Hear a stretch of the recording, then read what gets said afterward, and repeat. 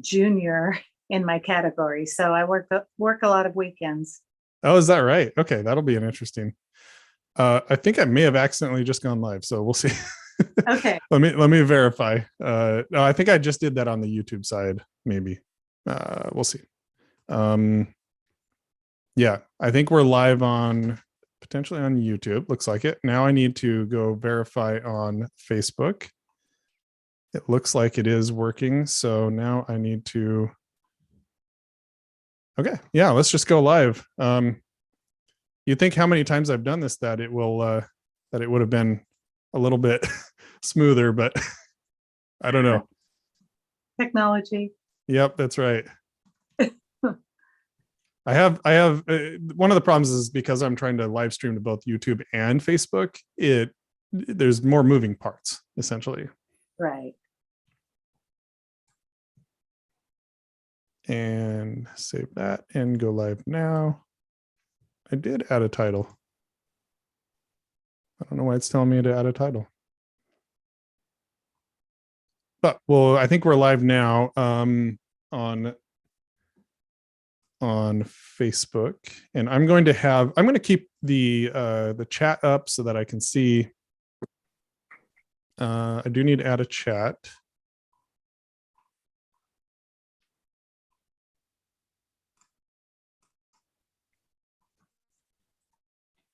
And this is different from the last time, so I'm just going to update it.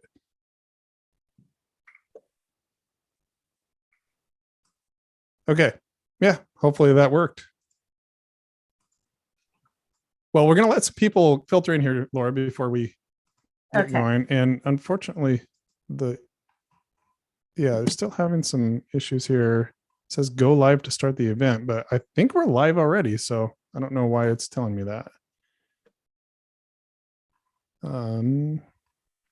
Do people see this? Because if so, hopefully you can see what's going on. I'm just having trouble seeing the chat and comments. So hopefully people can see what's going on here. And I'll refresh as well. Yeah, it looks like we're live on YouTube as well. And yeah, too many changes to Facebook. I don't know why they're making all these changes. It really threw me off today. All right, but we are here, and Laura, you're here, and thank you so much for agreeing to come on. When I put out sort of the call for, hey, I would like interesting, stories and to kind of interview people. I already had you in mind, but I got a bunch of people recommending you anyway. So I know people want to hear your story. So really appreciate having you on. Well, I've been excited about it. So that's great. That's awesome. So I'm going to let people kind of filter in here. I do still need to get some. Actually, we got some people. Sandra Matson says hi. My dad, Ron Holmgren, says sound seems good as well as video. And Chuck Waldo says I hear and see it. Susan Questad Karn says you are live. Judy Kinnanen, Wanda Susan, Caroline Wernan says hi, Sue Matson. So we do have people tuning in, which is great. Very, very much appreciate people coming and watching these that we put on. So I've known Laura for a very long time, way back. I think I taught swimming lessons to you. You're right. I didn't even think about that. You're totally right. Kendra, you were an instructor at the pool. Yes. In Klatskanie. Yes. That funny. For quite a few years. Wow. I until this moment, I had not even thought about that. Yeah, so you taught me to swim. Yeah. I love swimming to this day. So you did a good job. I was always like the first one in and the last one out of the water. Well, I've got two really good swimmers right now. They're 3 and 4, and they swim pretty good. That's great. I did not remember that. That is great. So, just as a reminder to folks, these interviews, you are free to ask questions, and I will hopefully see and read them to Laura as well. So, go ahead and put them in there. we're going to be talking a lot about Laura's career, and that's going to be a big part of this. But let's start off, Laura, with whose girl are you? Start off with your parents and where you grew up. Well, my mom, a lot of you probably know her, Sonia George. She lives in Clatskanie. My father, Paul George, he was born in Portland, lived in Clatskanie many years, passed away in 2019. And my grandparents, many of you probably know Cliff and Alina Multanen. They were in Clatskanie as long as I was alive. They were in Clatskanie. And then my other grandparents on my father's side, Dr. John Otto George and Virginia George. So I grew up in Clatskanie as well. So there's a little bit, obviously, a connection there. You attended the Clatskanie Apostolic Lutheran Church growing up. You went to, I assume, all the Clatskanie schools. Yes. Graduated from Clatskanie High School. Yep. Yes. And your grandmother, Virginia, and this is something that I just learned right before, as we were kind of prepping for this. She had some influence in your career path to some degree, at least. And you have a picture of her. I want you to show that picture. Yes, she Virginia. was one of United's first flight attendants. Yes. So my dad says she was number, I think he said she was number 3, but I think we figured out she was number 11 or 12. Okay. United had back when it was Varney Airlines first, and then it merged into United. You had to be a nurse. So you could only be a certain height, I think 5'2", and you had to be under a certain weight because they were very small aircraft, and you could not be married. And she was married at the time, and then she had to quit. I guess they found out she was married and she had to quit. Are you serious? Wow. I wonder what the whole, was it just because it was considered dangerous or something like that? I think so. And they didn't want, things were so different back then. I remember she would tell me stories about having to carry lunch and coffee or money. And when they stopped, she would have to buy people lunch, and then she was reimbursed. And so it was very.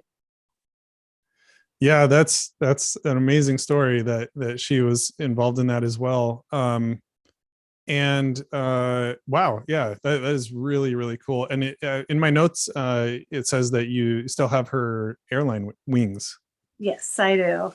So I was running around the house trying to find them, and I couldn't. Oh, that's okay. So I took the picture off the wall instead.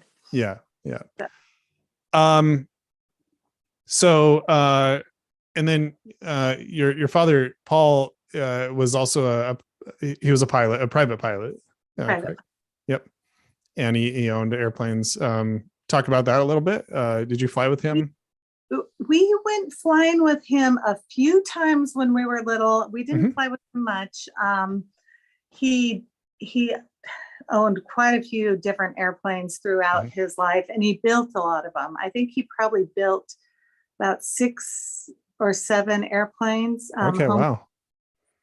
But when I was getting my my commercial rating, he actually, I flew out to Kingman, Arizona, and he let me borrow his plane while I was doing all my commercial cross country. So we flew it back to, I was living in Virginia at the time, so we flew it back together. It was a PA 140, and then he let me just use it while I was getting my cross country hours, just to save a little on flying lessons. Yeah. Right. Yeah. Wow. That's amazing. So you, let's see here. How early did you figure that maybe you wanted to become a pilot? When I was in college, I remember looking into becoming a pilot, but my eyesight at that time, you had to have uncorrected vision of a certain, level, and I didn't have that. So I just kind of forgot about it. But years later, I was looking through some old school stuff at my mom's house, and I saw a thing I probably did when I was about 8 years old, and I had put, asked, what do you want to be when you grow up? And the three things I put were a teacher, a doctor, or a pilot. So it was somewhere, way back when I was around 8, but I had just kind of forgotten about that. Yeah. Cindy Candle says, hey, cousin. And my dad says, so many memories of Laura and her family. Even used some of her grandpa, Dr. George's first, which is a kind of a solution on a burn a few days ago. She might have taught you to swim, but I remember her as a little girl. That is true. Yeah, we grew up with your parents. Your dad was, of course, pastor in the church when I was growing up. And yeah. Memories. That is, that's neat. So you graduated from high school in Klatskanai, and we have a lot to go over. I'm not like pressed for time or anything, but I do want to cover as much ground as we can. But you graduated from high school, and what did you do right after high school? All through high school, I loved the exchange students we had, and was friends with every exchange student. I loved the idea of traveling. Of course, we didn't have a lot of money back then, so we didn't travel much, but I've always had the travel bug, and I wanted to be an exchange student. So I was young enough when I graduated. I was not 18 yet, and that was one of the requirements for the AFS exchange program. You had to be under 18. So my in-between year of high school and college, I was an exchange student to the Netherlands. So, and that was that's really interesting. Pivotal later on. I learned to speak Dutch while I was there. So when I was a flight attendant for United, I was a Dutch speaker for them. So is that right? Yeah. You still speak it to this day then?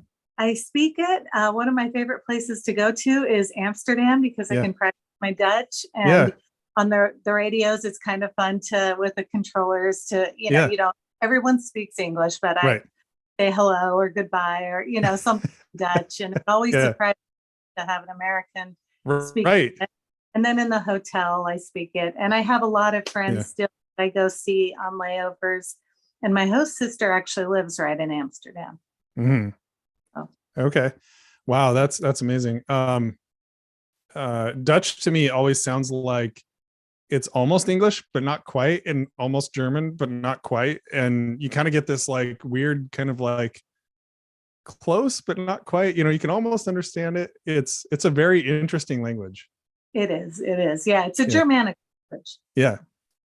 But and a lot of English so well. So, it's everyone speaks English.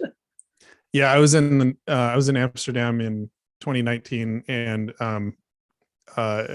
gave a talk there, and some of the Dutch speakers have such good American, or not American, but English, that you can't tell that they're not that they're not American. Like they have American accents actually. Like it's just super smooth. And I'm like, where are you from? And they're like, oh, I'm from here. I'm like, what? Yeah, well, I thought you were from America. Yeah, they speak English so well. So Linda Workla wants you to say something in Dutch. So I don't know, maybe something like I fly a plane or I'm a pilot. I don't know. Do you have something like that you could say? Ik ben een piloot voor Delta en ik heb 53 jaar geleden in Nederland gewoond. See, I can almost understand that. I took 2 years of German, so it like there's a little bit of similarities there. My aunt Jerry Lynn Bergman says, "See you Sunday." Yep. Looking forward to it. Nice. Jonathan Johnson says, "I've heard it's pretty rare for flight attendants to move to the flight deck." So were you a flight attendant? Yes. You were. Okay. So and he says, I'd love to hear your thoughts on why this is and how the transition went for you. You can address this later. I'll have to catch up after the interview. And I think we will be going over that. So I don't want to get too far ahead. So you were an exchange student to the Netherlands. Sounds like you had a good experience doing that. Loved it. Yeah. and you learned Dutch there. And you went to school, University of Oregon. Yes. And you got a degree. And what was that degree in? Exercise and sports science. Okay. Totally unrelated to flying. Right. Go ahead. No, yeah, keep going. Yep. After I graduated, I really was into sports at the time and swimming, and I either wanted to go into cardiac rehab or physical therapy. So I ended up going into cardiac rehab. I did an internship in Florida at West Palm Beach Hospital in cardiac rehab. And when you're the new person there, as soon as all the snowbirds go home, you're the one who gets laid off. And it was an internship, so I knew I didn't have a full-time position there. So after I did that, I moved back to Oregon. And for a little while, until I found a job, I loved to snow ski. So I would teach aerobics in the morning and in the evening. And in between, I'd go up to the mountain and ski in the winter. And I did that for a while, and then got a job at a nursing home facility that had different levels of care. And I did their corporate fitness for their employees, and also ran their fitness center for their residents. From there, I went to the city of Salem and was a program coordinator for their city-ran senior center. And then I'll just keep going unless you have questions. I was just going to make a comment that my sister Meredith, who you know, and actually I think you've been to her house, or they've been to your house or something. She's been to our house. Yeah, because she just moved to Georgia. Yeah. But she used to do similar stuff. So I remember talking about that with her years ago. So so I was a program coordinator at a city-ran senior center, and I was looking for a change. And at the time, I was teaching CPR classes too. I was the person who did all that. And after, in 1 month, having to give CPR to 2 people, and just, the weight of that. And then just, I loved working with seniors, but I just remember thinking, the first guy survived, but the second lady did not. And her husband going home that day, just thinking about him going home after, 40 years of marriage, and he's going home alone. And I'm like, look, I can't do this. That's tough. That's really tough. So I wanted a change, and United was doing interviews. Delta was doing interviews also. So I interviewed with both Delta and United. I took the job with United just because of the heritage of my grandmother being flight attendant for them. So yeah. By the way, I just switched over to YouTube to check if there were comments, and Stan and Shirley Lampinen had commented on there. Hi, Laura, from former passengers, Shirley and Stan. Yeah, they were some of my first passengers, and I think I sent you a picture of them. And they're some of my first passengers from our church group. Yeah, that's great. That's fantastic. So let's see here. Just make sure I have. So that's where. So you had that kind of stint in kind of like exercise rehab, kind of medical in some ways, and then it wasn't for you. You then decided to become. So at that point, you were thinking flight attendant, right? Yes. Okay. And you weren't thinking pilot right away. Was that because of the eyesight thing? I still thought there was the eyesight thing. Plus, I really thought you had to be super smart to be a pilot. Like Niels Werkela said, to be an engineer, you have to know all of the math. To be a pilot, you have to know a lot of math, but not all. Yeah. But, I thought you had to know all the math. So, I thought you had to be like super smart. And then as a flight attendant, and I say this kind of jokingly, as a flight attendant, I met a lot of pilots, and I'm like,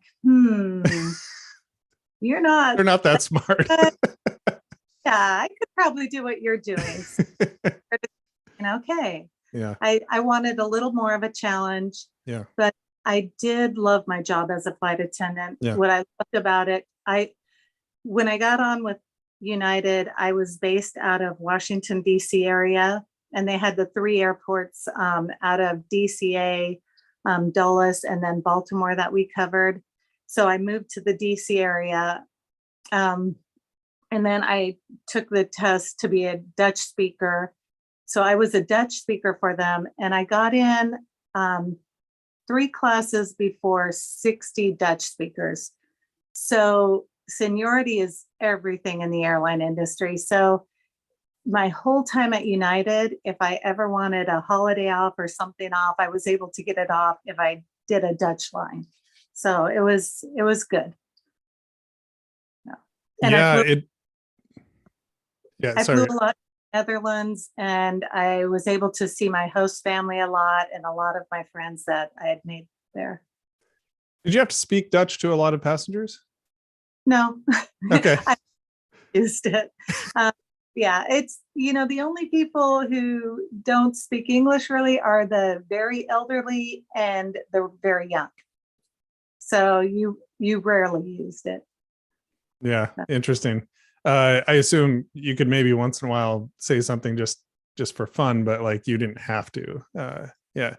No, we did announcements in Dutch though. Oh, you did? Okay. Yeah. All of the announcements we did first in English and then in Dutch. And you would do those? Yes. Okay, gotcha. Yeah. Very interesting. Okay, cool. So when did you meet Casey, by the way, your husband? Oh, I met him in, I believe, 92.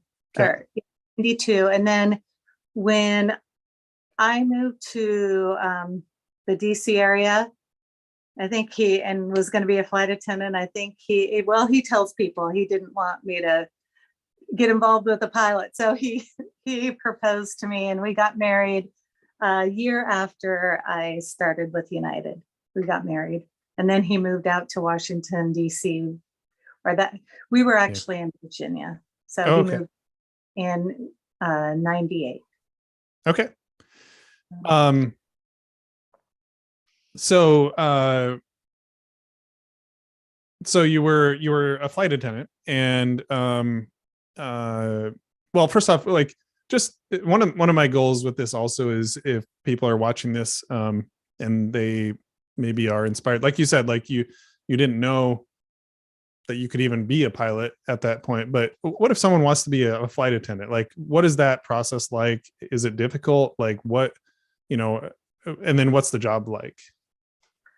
It, depending on the timing, it can be very difficult or easy. Right now, I think when we have opened at Delta, when we've opened up flight attendant hiring, they have over 100,000 applicants for, maybe 1,000 to 2,000 jobs. So it's very competitive.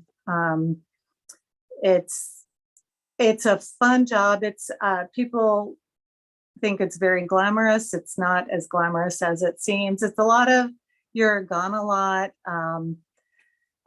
I love the job though. One of the things I loved about it is I love to travel. I love staying in hotels. I know some people don't, but I love staying in hotels. I love seeing things. I love flying. I've missed out on a lot of things though. I've missed out on a lot of weddings, a lot of holidays. So you are gone a lot. It is very tiring.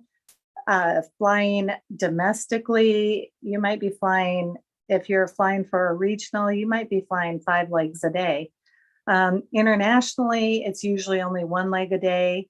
But when I was flying internationally as a flight attendant, and now that's what I do as a pilot, I'm mainly flying at night. So we're up all night, except for a little nap you get. You're up most of the night. Flying over to Europe, you get in depending when you leave, we usually leave anywhere from 3 p.m. in the evening to 10 p.m. in the evening. So you get to Europe either any time between like 6 a.m. and 1 p.m. in the afternoon. So you're tired when you get there. So it is a little tiring. Your sleep schedule's always off, but it was fun. I loved the part. Being a flight attendant was a lot more social because you're, of course, with the passengers, which is great if you're a social person. And sometimes it was tiring if, when you see the same thing every day, and, it was tiring also. But I loved the job. Yeah. Is it something where, like, I know with pilots a lot, they have to kind of start with smaller airlines and kind of work their way up. Is it similar with flight attendants, or can you like get right on with a major airline right away? I just went right to United. Okay. But a lot of people have worked for a smaller airline and then onto a major. Yeah.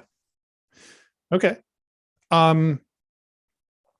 So you decided at some point. So tell me about like deciding to switch. And this goes back to, John's question about moving to the flight deck from being a flight attendant. Well, first off, he asked, why is it rare for that to happen? And then let's talk about your decision to do that. I would say it's rare for it to happen. There's so many differences between the personalities of flight attendants and pilots. Flight attendants tend to be a little more outgoing. Pilots tend to be a little more introverted. Not all the time. I've flown with very outgoing, talkative people, but maybe a little more meticulous on the pilot side, attention to detail, but not always. We have flight attendants that are extremely intelligent and have part-time jobs or businesses. We've had lawyers, doctors. I've flown with flight attendants who used to be police officers and have come over, and so it a very diverse group. But it is rare. But in my class at Delta, there was another female pilot who used to be a flight attendant. Out of 5, there were 5 females, and 2 of us were former flight attendants.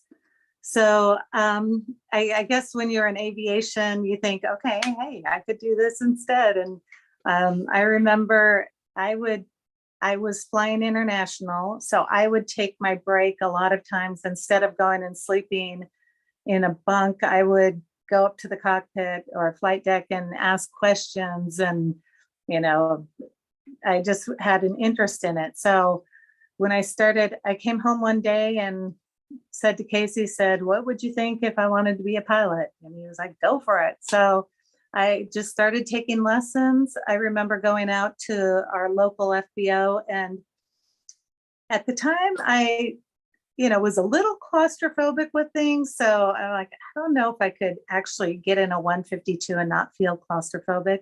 So I went in, sat in a 152, and I'm like, oh, this is fine.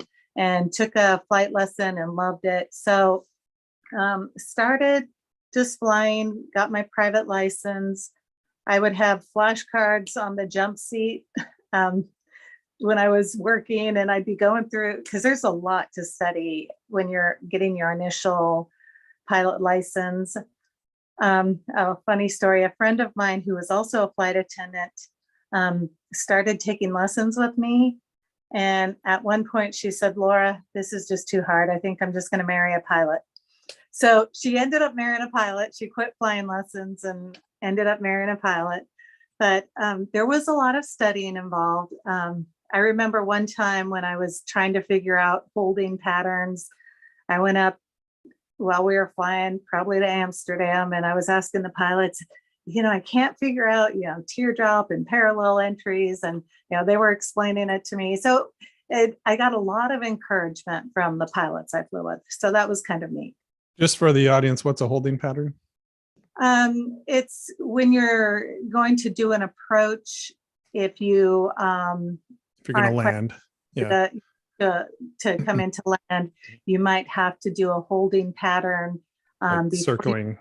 Or if you're in the air and there's weather at Atlanta and we can't land because of weather, you might have to enter a holding pattern. So it's just the way you enter the pattern. There's 3 different types, and it's not difficult, but the first time you see it, it's a little confusing, and then you kind of, yeah, totally. And so you start off with kind of very small planes, and you're learning sort of the basics of how planes work and kind of what to do and what not to do, and how to be safe and what to look for and all of those things.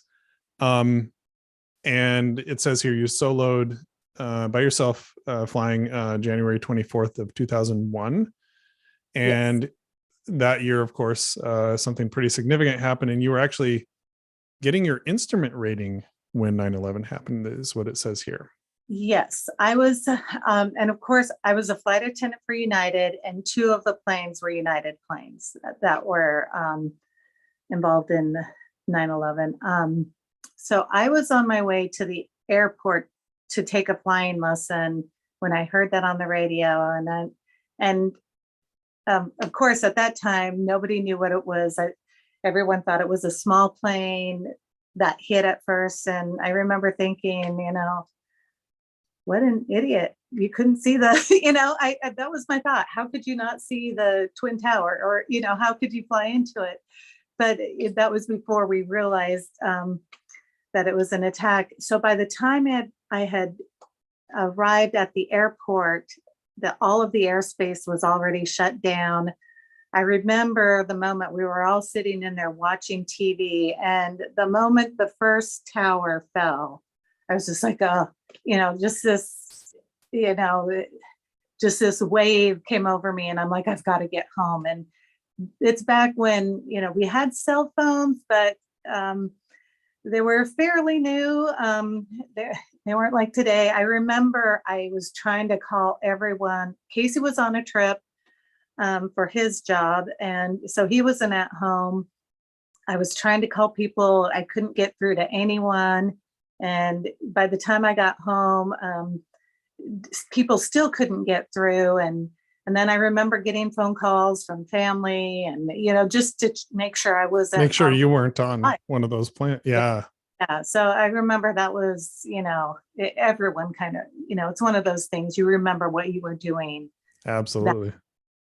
So that for me, United offered, there were a lot of bankruptcies then with the airlines and a lot of furloughs.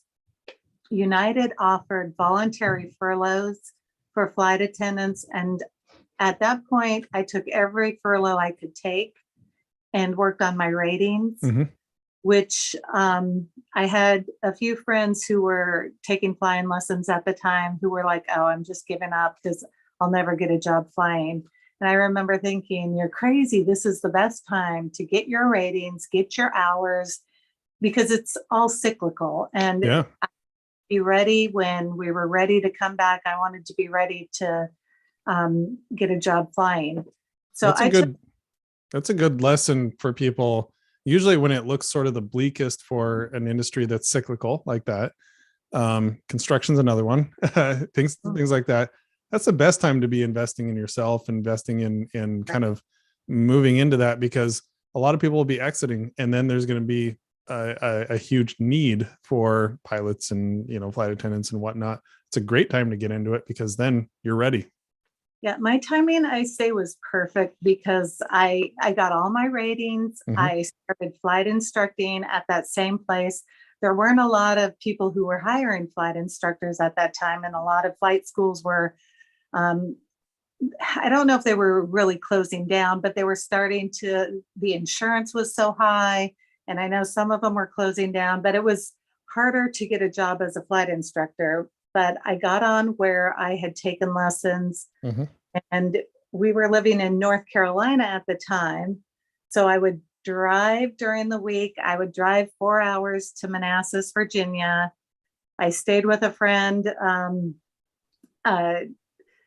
he was also a flight instructor, and I Mhm. stayed with him and his wife in their Mhm. spare bedroom. And I'd stay there during the week and then drive back to High Point Yeah. area on my weekend off. But I was very goal oriented. Mhm. I remember when I was a flight attendant, I took a picture. I had a picture in the captain's seat with a captain's hat on. I had him Mhm. take a picture of me, and I kept that up on my board. And that was my goal board. And I looked at that every day. And that was, I was really into goals. And, that was how I was motivated myself to. Motivated, keep going. Yeah, that's amazing. By the way, I neglected to mention this when you were talking about Casey asking you to marry him. He put in the chat, I begged. Yeah. That's funny. So so you were a flight instructor, and then in 2005, so that was a while later. You were a flight instructor for how many years? About 2 years. Okay.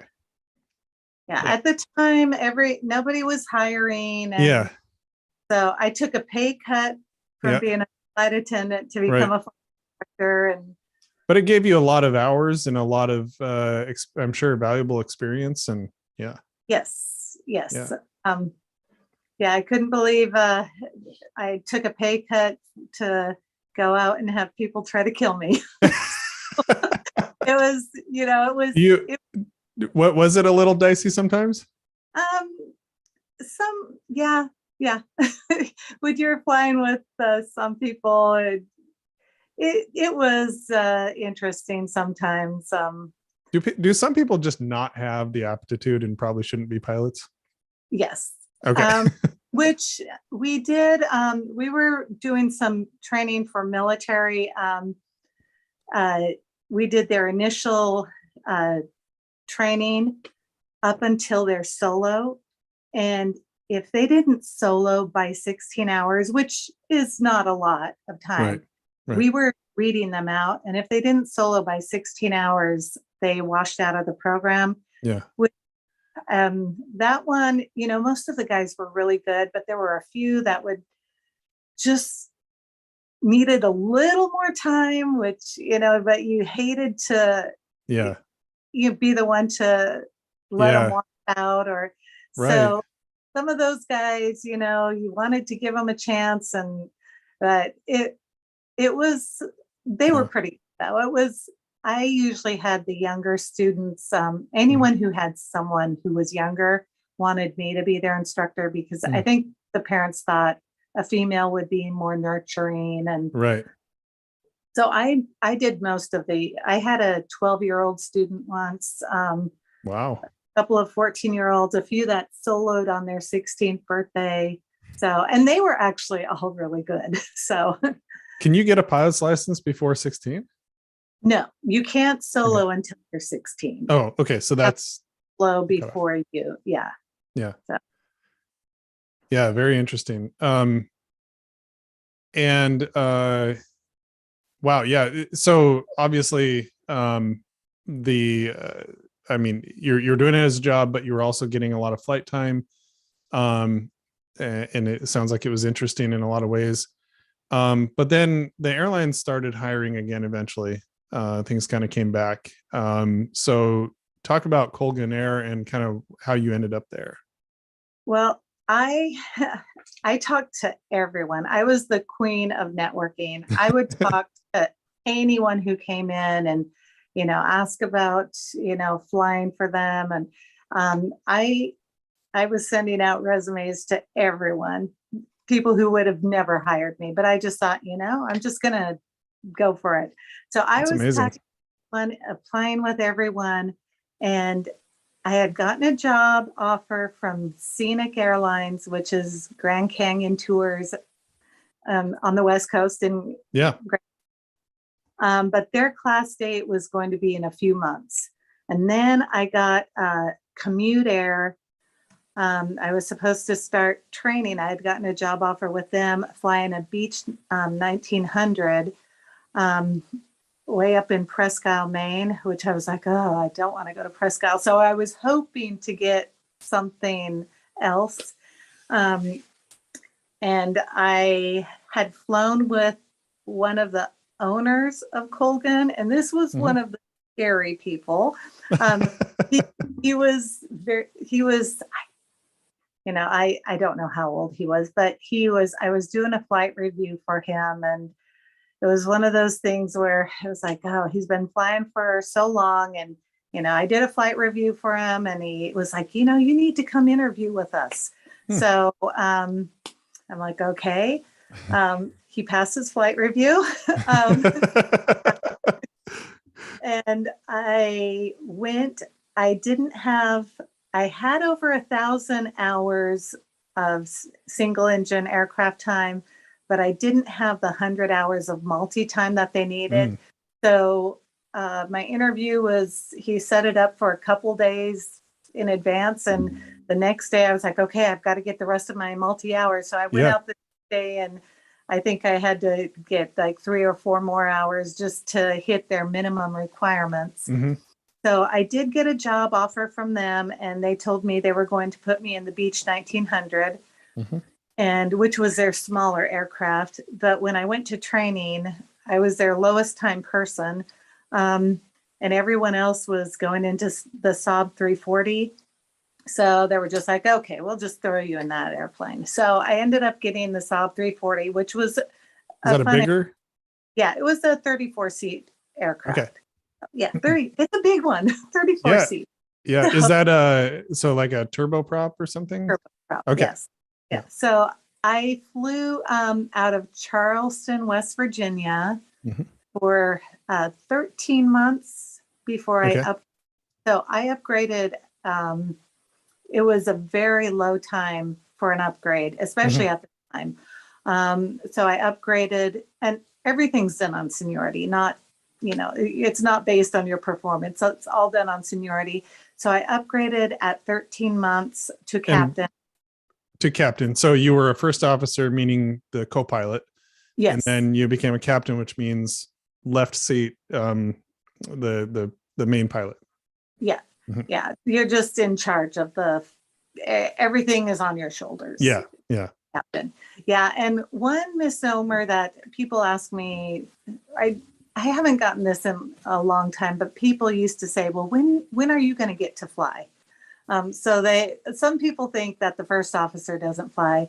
Usually we take turns. Every other leg is the first officer or the captain. Yeah. So the captain is just responsible for everything. Sure. Was there a difference? Like, did you notice the difference when you moved to the left seat? Oh yeah. And especially because when I went to the right seat, I was pretty inexperienced. I only had 100 hours multi-time and 1,000 hours, a little over 1,000 hours of single engine aircraft time. So that was pretty low in the industry. It was barely meeting their minimums. And at the time, a lot of the pilots there hadn't been a lot of movement during all that bankruptcy time. So a lot of the captains I was flying with had been there for 5 years and just no movement. So they had a lot more experience than I did. So being a first officer, I learned a lot from the captains, and then being a first officer for such a short amount of time, and then going to the left seat. And my first winter as a first officer, we didn't have a harsh winter. So I didn't have a lot of de-icing experience. Ooh. So I really got that as a captain. And as a captain, I was flying with they were like the Doogie Howser of, I was flying with these young guys who could have been my child. They were so young. And just out of flight school, same thing. They were very low time. I remember for the most part, they were really good, but I remember, some of them were a little arrogant or, hot shots. old pilot, you know, and Mm. now I need to listen to me. So, um, so there, I really didn't have any issues, but Yeah.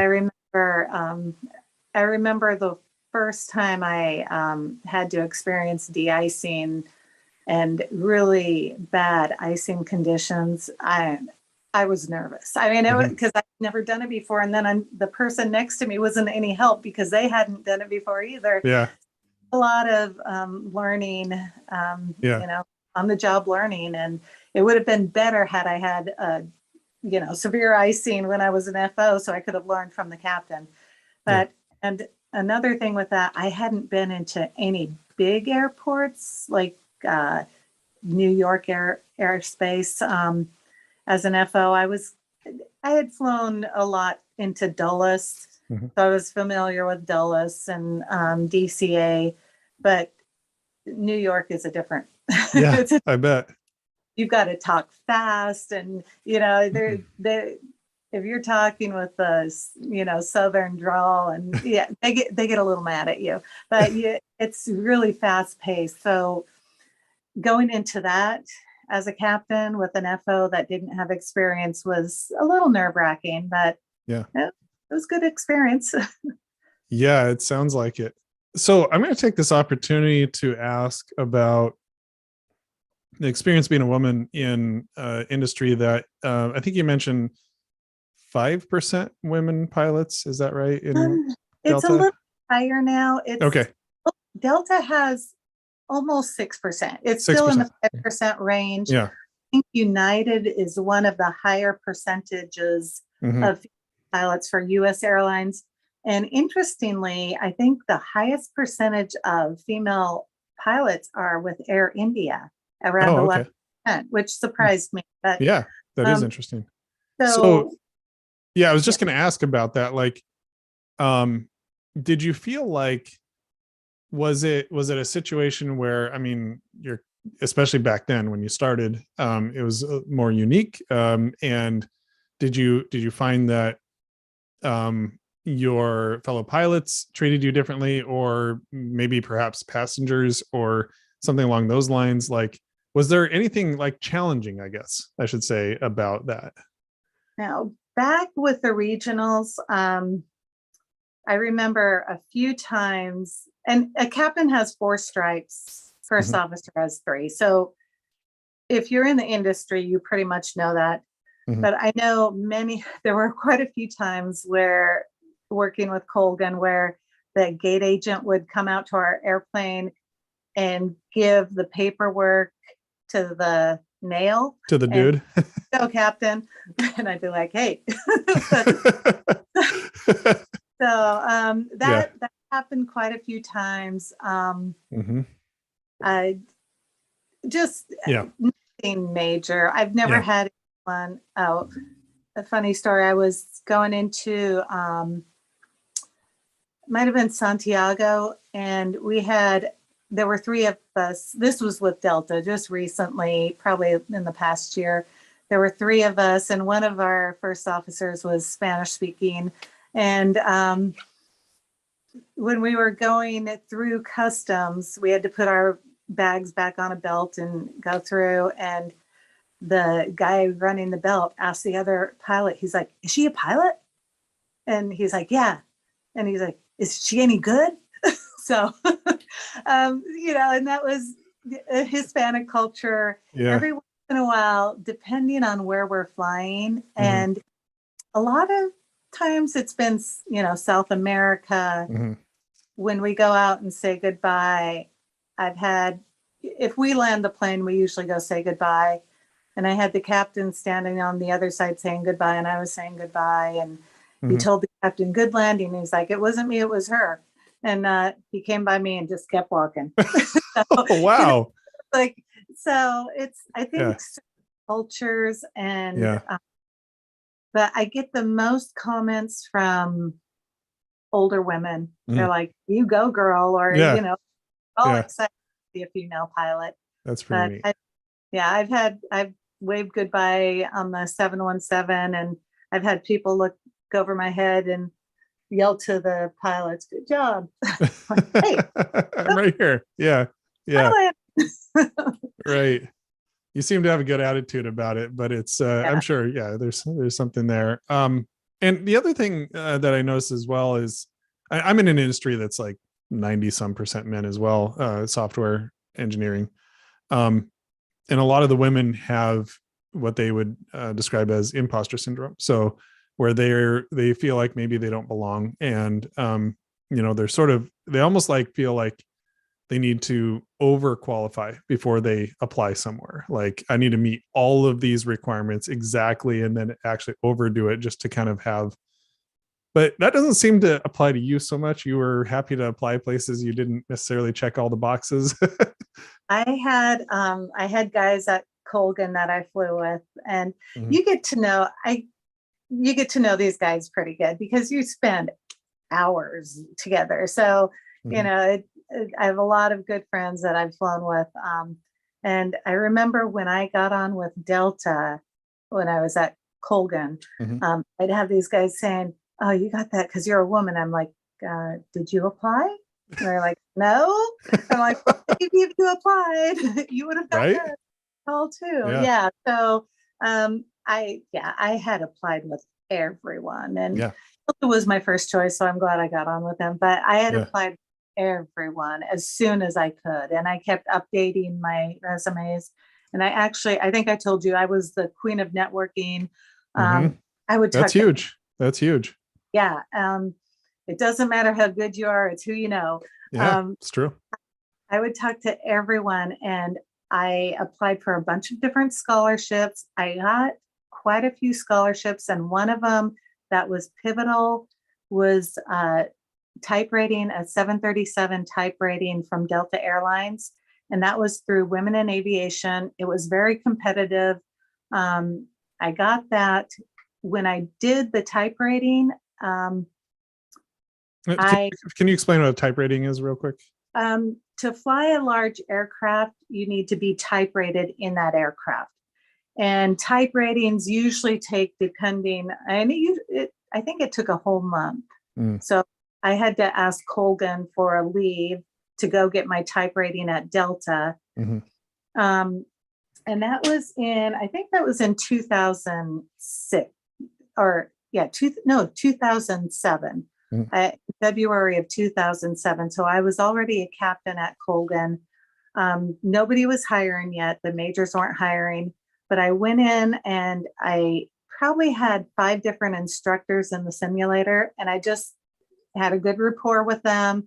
I got all their emails, and I would email them maybe, twice a month or something, just to, Yeah. keep in touch with them. And then when Delta started hiring, I had every one of them writing me Oh, that's recommendations. great. Yeah. So the networking was pivotal in getting the job. That and yeah, so you were able to get the scholarship through Women in Aviation, the 99s.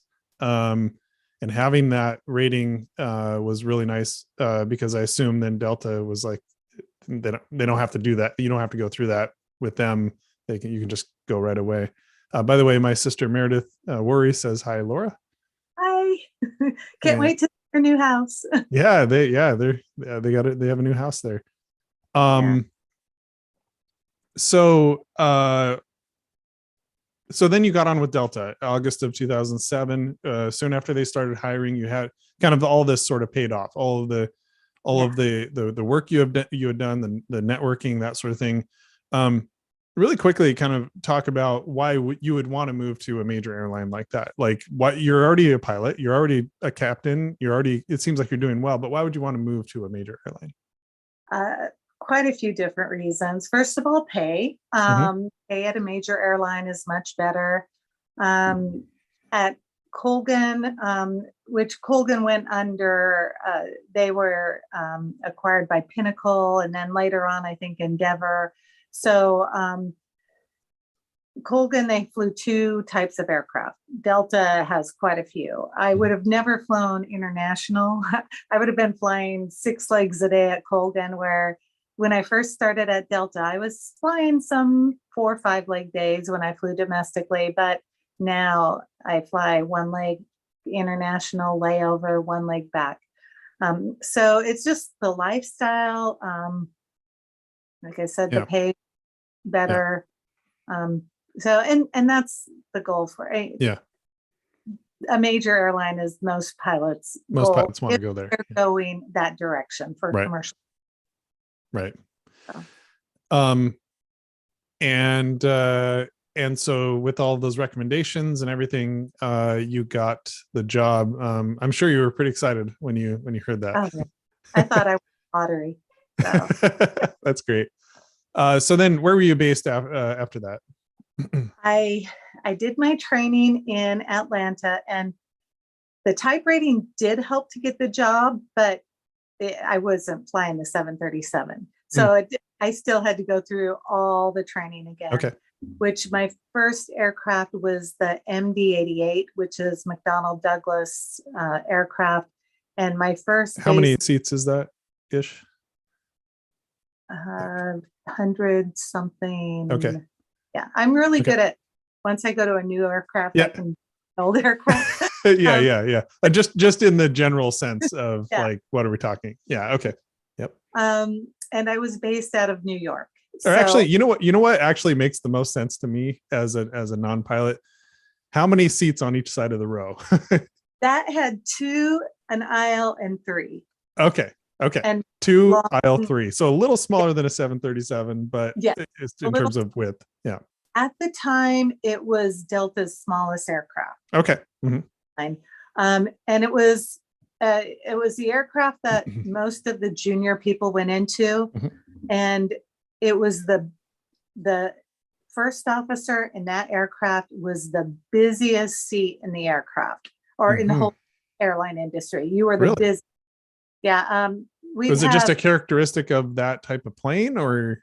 Yeah. And and you had to watch the automation. Everyone like trust but verify, when it's doing something, because it did not do exactly what you wanted. So you had to really watch the automation.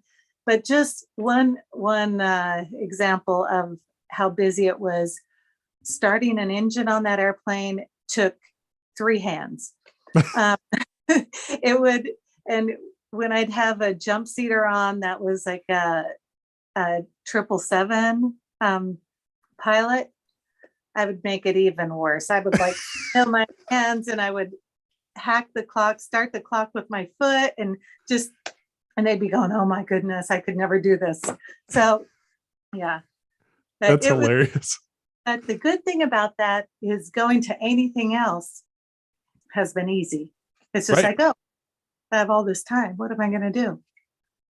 Yeah, you would think, I guess one would think maybe that like a large aircraft, like a 777 or a 747 or something big, would be the most difficult. But a lot of those, the newer ones especially, they're a lot more automated, and a lot of things of kind of the pilot experience is a little bit more streamlined, I assume.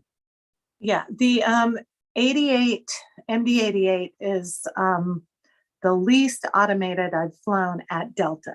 Okay. And I think I have some flight deck pictures in there somewhere, but it still has the dials and so it wasn't real automated. So you mentioned that everything's kind of based around seniority in a lot of ways. So you went back to the right seat. You were back to co-pilot / first officer, and that is seniority at that airline, or is it seniority overall? It's seniority at Delta. At Delta. Yeah. So even someone who has like been flying for American Airlines for 10 years wouldn't matter? Doesn't matter. You start at the bottom. Is that right? Hey, people don't jump airlines. When you go to a major, if you've been there, like I've been at Delta 15 years, I wouldn't want to go start somewhere at the bottom. So that'd be tough. Yeah, that makes sense. Okay. Yeah, seniority, everything. Yeah. So this is like, I don't know a way to phrase this question that doesn't come across kind of dumb, to be honest, but how do you know how good you are as a pilot? Like, how do you know you're a good pilot? What are the characteristics of a good pilot, I guess? Well, I just don't want to show anyone something they haven't seen. If they see something new that they haven't seen before, it's a bad day. Right. So it's, you're never going to have a perfect flight. Even, pilots that, you're never going to have a flight where everything goes perfect. And a lot of the pilots I fly with right now, most of my flights are with 3 pilots. You have a relief pilot, and you have to have 3 just because they're over 8 hours. If it's over 12 hours, you have to have 4. And it's just, after 8 hours, you're tired, and landing the airplane in Paris when you've been up all night and it's 3 a.m, your body clock time, 7 a.m. there. You want to have that relief pilot watching everything. And a lot of pilots say, it's not a mistake until all of us make it. So, there are great pilots, there are bad pilots, but most of the ones I can't say I've really flown with any bad ones. Maybe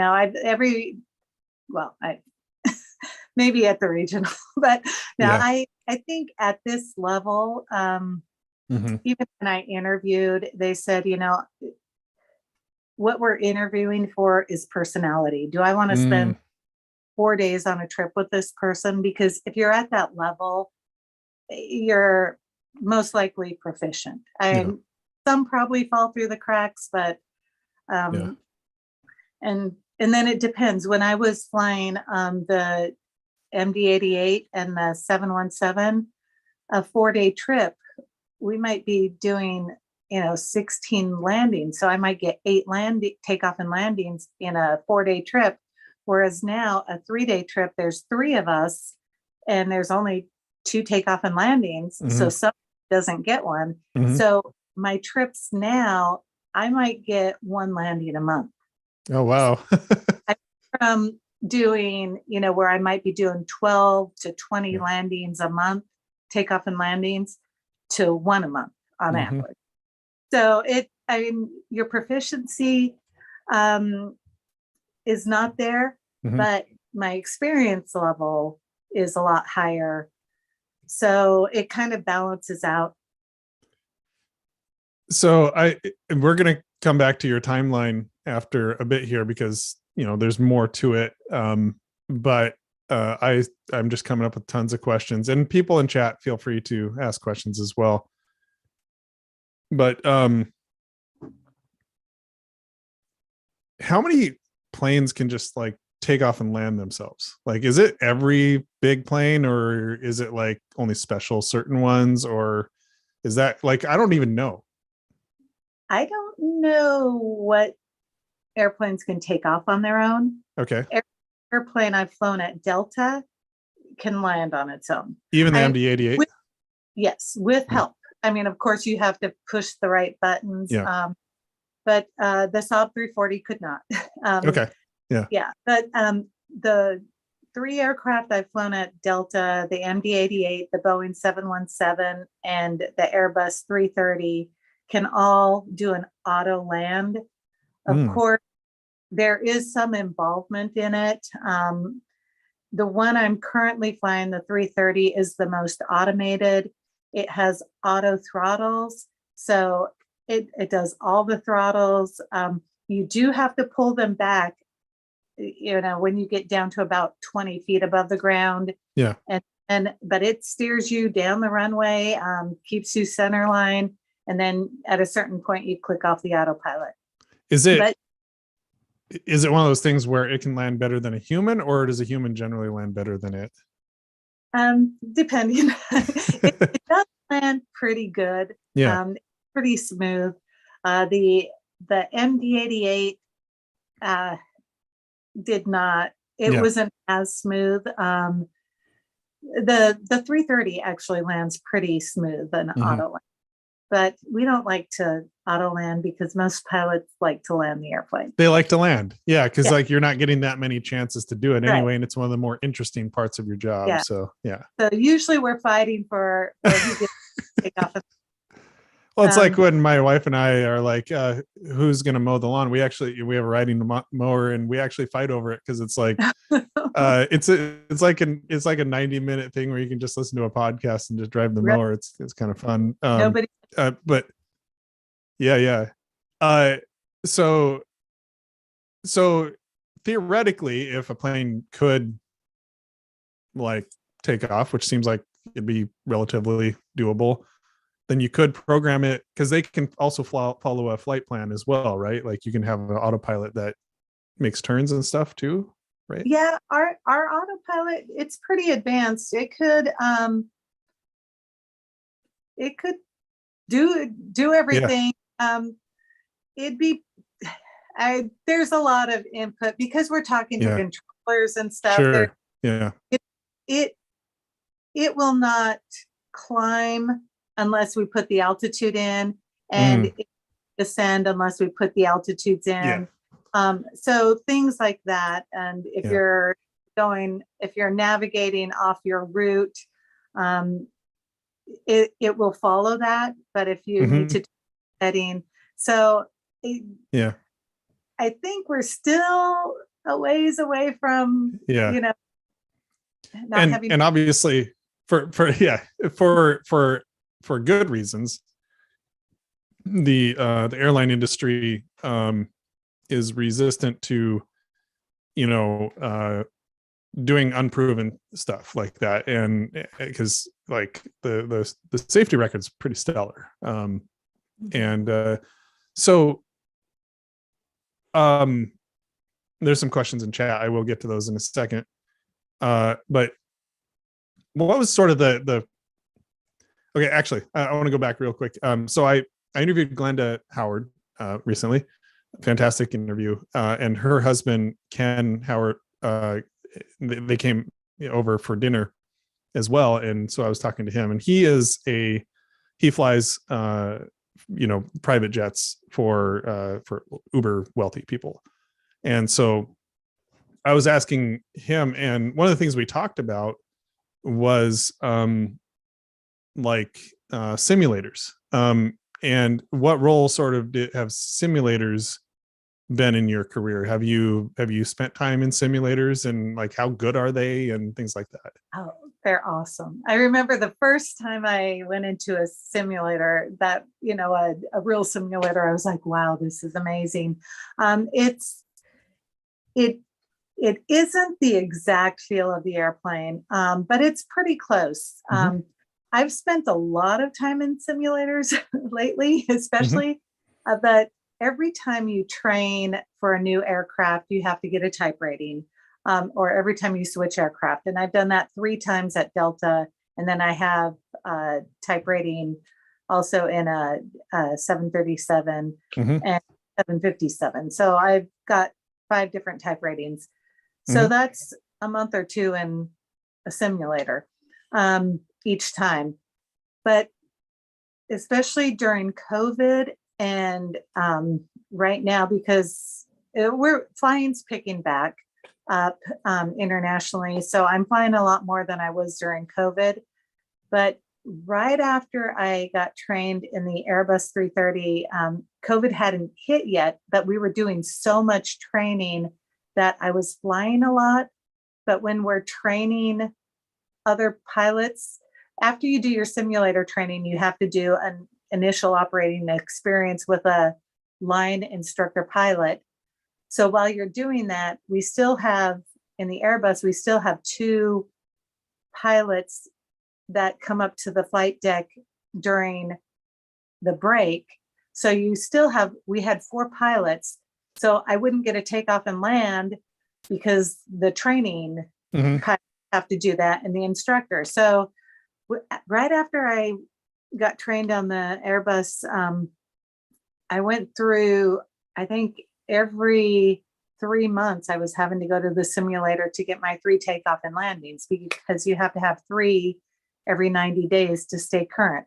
So I think my first year I did that every 3 months, just because I've been getting on average one landing a month, just because we were doing so much training at the time that you just didn't have the opportunity. So I will go into the simulator quite a bit just to get my currency. And during COVID, I was going every 3 months just because we weren't flying. So wow, yeah, that's really interesting. And talking about actually, let me read a couple of questions here. So Linda Workla asks, is there a mandatory retirement age for pilots? yes, 65. Okay. 65. Okay. There's talk about making it 67, but nothing has, right now it's 65.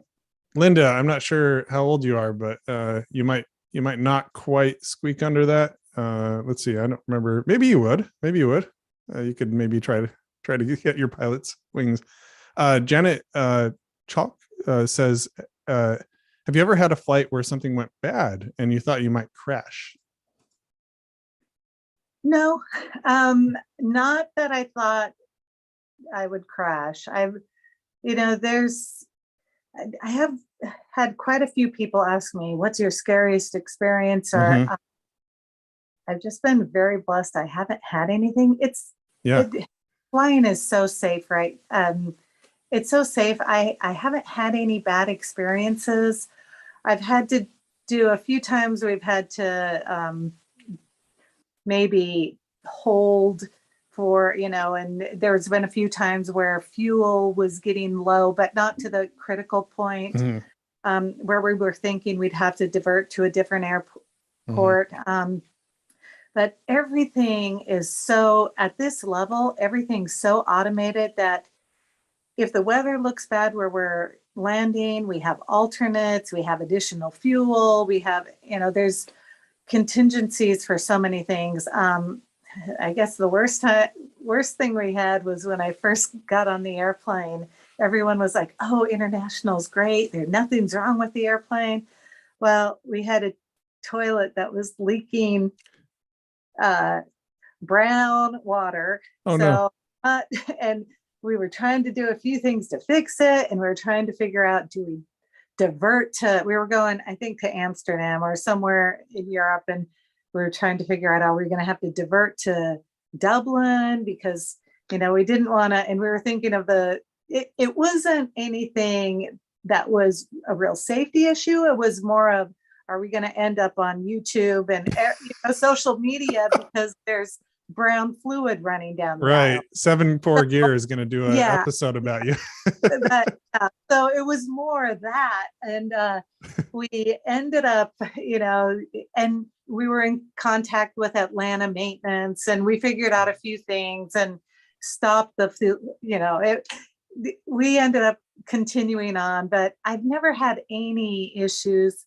I remember one time working for Colgan, being a captain, or a couple times where we landed in just horrible weather conditions. And my first officer and I were like, oh, they don't pay us enough for this, just because it was just nerve-wracking and just a lot of work. It's, when there's weather issues, it's a lot of work going around weather and, crosswind landings when it's really windy and gusty. I was going to ask about that, like crosswind landings. I assume that if it's a steady crosswind, it's one thing, but if you've got gusts that are switching back and forth and you have to be adjusting to all of that, and you're trying not to, give the passengers too much of a rattle, that can be interesting. It's a lot of work. I remember one time in the Saab 340, but you felt everything in that airplane being so small. I remember one time where my first officer and I were like, oh, we have a record, 9 people throwing up in the back, because it was just so bumpy going in. And, it's so you do have, it is, I would say, a little easier when you're up front and you're in control and what's going on, and a lot of, but weather conditions, when you have the gusty crosswind landings, but the aircraft is certified up to a limit. The 330, you can only, we can land with a 40 knot crosswind. Oh, wow. A lot. I've Yeah. never landed with that. That would be I'd be earning my money that Yeah. day. Yeah. So I've never landed. That'd be one of with- those you see on YouTube where they're just kind of coming down like this. And then at the I've last seen- second, they come down and straighten And- out. Yeah, and the Airbus, it's sometimes you have to land, if it's that bad, you have to land with that crab and then on the you correct it. But Mhm. yeah, with the wingspan so big on the 330, you don't take out the crab till the very last minute. The crab being the side side. Yeah, as you come in, otherwise you would, if you took it out too soon and you had that You'd crosswind, drift. you drift too much because of the wingspan. So it's a very last minute you take it out. Yeah. When I when I can't stand it anymore, I take it out. So Yeah. yeah, very technical. Very technical. Yeah. That sounds like a standard operating procedure. Speaking of danger, like, what was sort of the feeling among pilots when the 737 MAX issue was happening, where they were nosediving? Now, that to be honest, I didn't delve into that as much as I could have, just because I have 2 little kids at home and I don't have a lot of extra reading time. Sure. But nephew Kyle could probably tell you a lot more about that because he flies the 737, Right. and they have that aircraft at American. The MAX. But Delta has some on order. So we are, So at that time, Delta didn't have any, so it wasn't as relevant to you in terms of you being encountering. So, I mean, obviously that whole thing, there's just, the airline industry still has a stellar track record. But the problem with that always was sort of like how it seemed like Boeing kind of was covering stuff up and not training their pilots properly and things like that. So that was sort of a big thing. I have just a really random question. I know that like scheduling flights can be sometimes hectic, as far as like they're trying to get pilots for this and that and whatever. Do 2 captains ever fly together as like a first officer and captain, or is it always like if you're a first officer, you're a first officer? If you're a first officer, you're a first officer. Okay. Captain's a captain, unless you're a line check instructor pilot, then you're you can fly either seat, because most of our instructors are captains.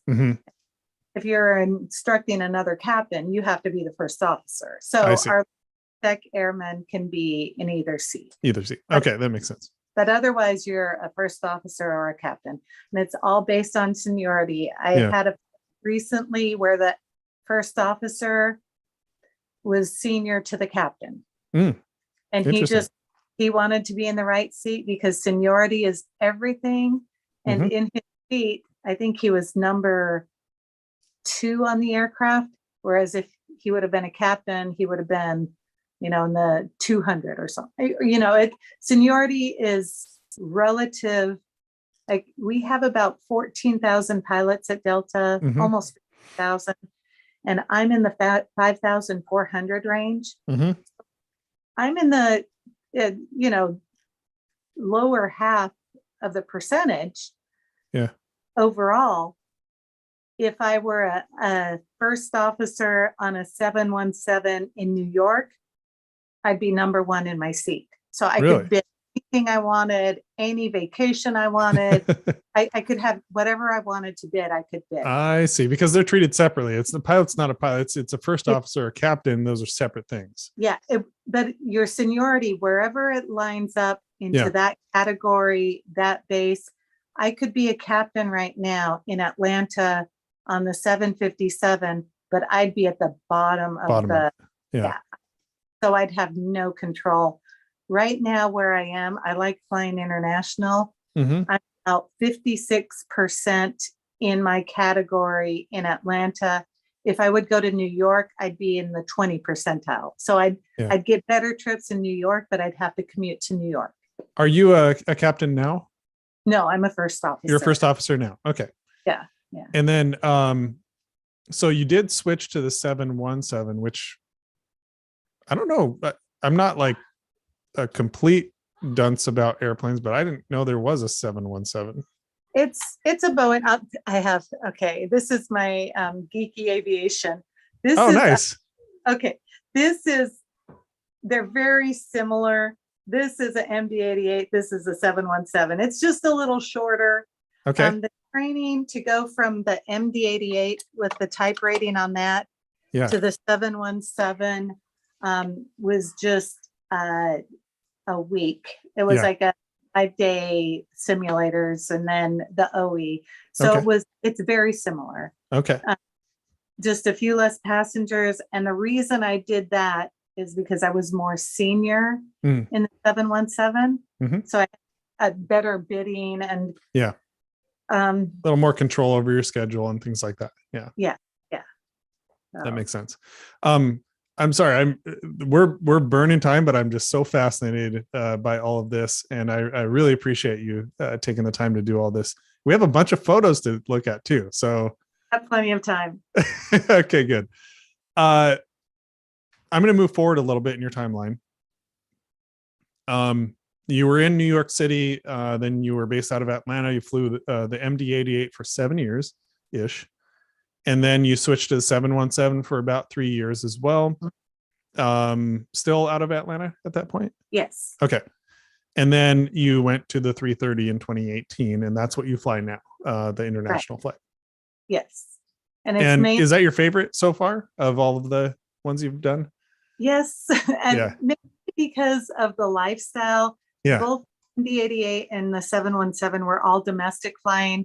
So I might be flying 4 legs a day, laying over in Jackson, Mississippi, or nothing wrong with those places. But now I have 1 leg over, layover in Amsterdam or Rome or Barcelona. Right. Yeah, that's very neat. And then let's see here. You moved to Peachtree City, Georgia in 2017. So it's like, just before you switched to the 330. Just a few personal notes you gave me before we get to the photos. You're raising 2 of your granddaughters. So you've had them for over 3 years. Is it Renly? Renly and Rowan. 4.5 and 3. Yes.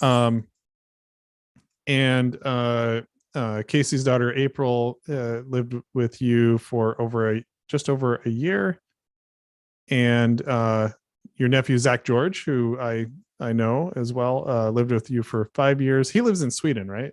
Yes, he's married to Sarah Saba, and they live in Stockholm. And and they have 1. Zach's a cool guy. I like him. Girl. Yeah.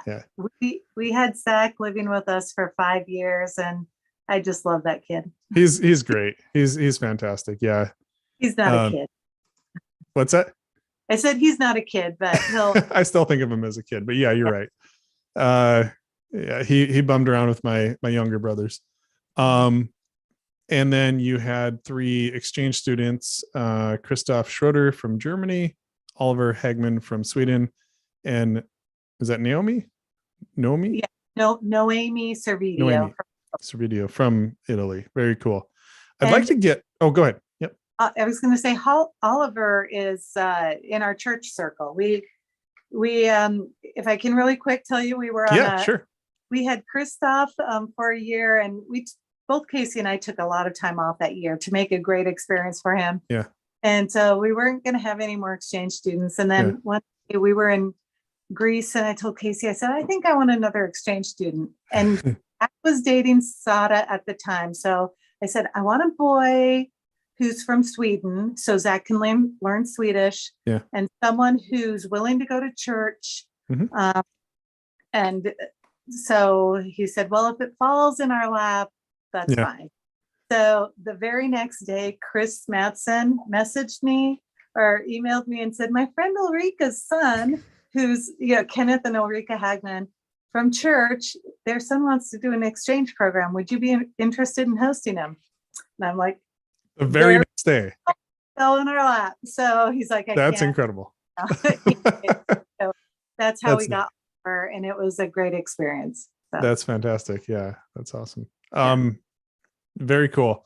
I want to show some pictures. I sent you a few. You sent me a few. I think you could have sent me a few more. I'm joking. There's plenty. We're not going to get through them all. I love it. I love it. It's fantastic.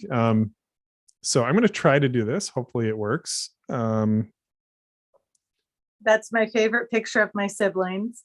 Yes. So actually, I'm going to change the size here. My apologies if it glitches a bit. Okay. So this is you and your siblings. This is you right here. And all of your siblings. Can you name them again for me? That's Paula. I think it was her last year of school. Paula, John, Keith, Mark, Teresa, Laura, and Kevin. And it was Kevin's first day of school. Oh, wow. Okay. That's cool. I just saw Kevin a few weeks ago at Klatskanai Church. Very cool.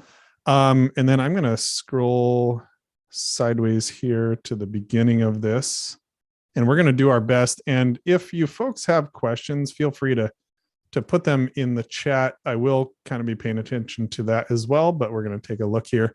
I will stop at these photos and just you kind of like tell us what the photo is and kind of the context around it. Flight attendant training with United. So that's an ice sculpture, isn't it? Yes. That's pretty cool. So that was the beginning of my airline career, flight attendant training. Very neat. Okay. That was my class at United. So I still keep in touch with a lot of them. Neat. Casey pinning my wings on. Yep. Your husband was able to be there and pin those on. We were engaged at the time. Oh, you're engaged. Okay. Yeah. So. Very cool. There you are. Same ceremony. Yep. We look a little younger. My class again. The official picture. Yeah. That was the aircraft I soloed in the day that I soloed. Okay. That was captain at Colgan Air. That's a Saab 340. Okay. Yeah, and this is we were talking turboprop. That's what this is. Yes. The engine type. 34-seat aircraft. Yep. That was my training class at Colgan. I was the only female in there. Mm-hmm. That's the first officer there is one of my best friends. He's now at Delta. So we flew together all the time, and flight attendant. Him and his family live here, and his wife and I have become very good friends. And that's awesome. Kate and Jeremy are in a Bible study together, and so his wife does a Delta Pilot Wives Bible study, but she lets me go even though I'm not a pilot wife. So I go to her Bible study. That's funny. Not a pilot wife, a pilot. Yeah. So that's Colgan Air also. And that's another first officer I flew with. That was on one of my last flights when I knew I was going to Delta. Okay. I was at a bases there where there were 8 first officers, 8 captains. So you knew everyone really well and got to be good friends. That's just me flying the Saab. The Saab, yeah.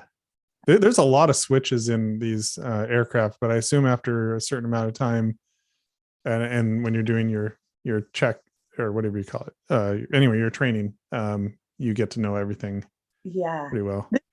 A couple, they were married, and when I first got on, when I moved to Pennsylvania, or when I was flying out of Pennsylvania, I stayed in their apartment for a while before I found a place. So that was a flight attendant pilot couple. Oh, cool. So, yeah. Another Colgan Air. The Saab 340. Mm-hmm.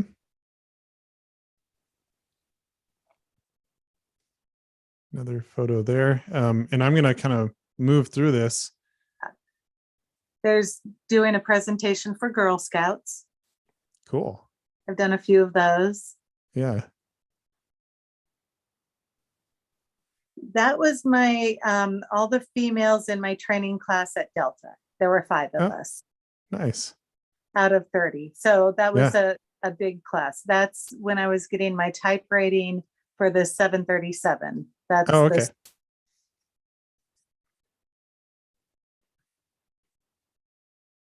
That's ditching training at Delta, where you had to jump in the pool and get into the raft. So there I am getting into the raft, and it's not easy. It was hard to get in that raft. Yeah. It was kind of fun though. Yeah, that's cool. Yeah, there you are. Just Part of that. getting ready to jump in. Mm-hmm. That was my first sim partner for the MD-88. And back at that time, to have 2 females, this guy was like, I need a picture because I've never had 2 females. And In the simulator. Yeah, together. We were training partners, and she's a good friend of mine. When I first got based in Atlanta and was on reserve, I stayed with her and her husband whenever I was in Atlanta. So yeah, but we were initial training partners. So that's cool. Yeah. And that was 15 years ago. Okay. When I first got hired. That's in the MD-88. Mm-hmm. About 15 years ago. MD-88. So you can kind of see the flight decks, not super automated. You know, I watched a YouTube, one of the YouTube videos channels that I like to follow is 74 Gear. He's a 747 pilot that is fairly popular. Does a lot of kind of like, just education and dispelling myths and things like that. One of the things he mentioned was that a lot of times that pilots don't like having more windows. I don't know if that was true or not, but he said it was just like, I don't know why. I don't remember exactly why he said that. Is that true for you? Like having more windows like this? You usually fly above the clouds, and if it's sunny out, that sun's beating right down on you. We have a lot of wind screens and things you can close off, so you don't have the sun right in your face. Okay, yeah. Okay, that makes sense then. Yeah, more photos. MD. 88. Yep. So this is more analog. This so that's the MD-88 flight deck, and that was the one you trust but verify. It was a lot more automated. It was the busiest aircraft I flew at Delta. Yeah. So. By the way, Debbie Nimatal Aho says, I'm so glad that you chose to do this. So she's happy about that. That was all female flight crew. So I remember a few years ago, I saw an article saying that the first all-female flight crew had happened. It was a Delta crew. And I think I messaged you because I knew that you were flying for Delta, and I asked you about it. I don't remember your response on that, but it was something along those lines. So this happened. This wasn't the first one ever, right? No. Okay, but it wasn't that long ago. This happened. Yeah. So this was my first all-female flight crew, and I remember I went on the 717. This was the 717. I remember I just flew that captain now is a first officer on the Airbus 330. Oh, okay. Yeah, and we were in Athens together, just last May on a layover. Oh, okay. So fly with her again. But I would go talk to the passengers, usually up front in first class, and say hi and stuff. And I remember one time there was a couple, and I said, "Yeah, you're in for a treat. You have an unmanned aircraft today." And the husband, it was like, "What?" And he was like, "Is it a drone?" And his wife just smacked him and was like, "You're an idiot." So I had said unmanned aircraft, and she got it. That's funny. But he didn't get it. So she was like, "You're just an idiot." So that was kind of funny. That is funny. An unmanned aircraft. Women in charge, though. Yeah. That's great. Yeah, that's pretty cool. Yeah, so that's her and you. Yeah, we people wanted to. It was fairly new because we had people wanting to take pictures of us, Yeah.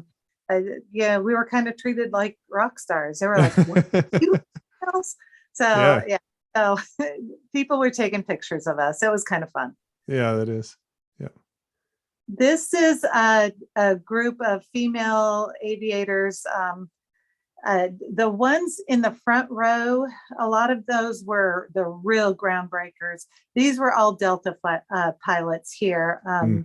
I think the next photograph will have the whole group. And the ones in the front row were really the groundbreakers, the ones who really had to fight for, to even be considered. Yeah. Wow, that's pretty neat. What was this occasion here?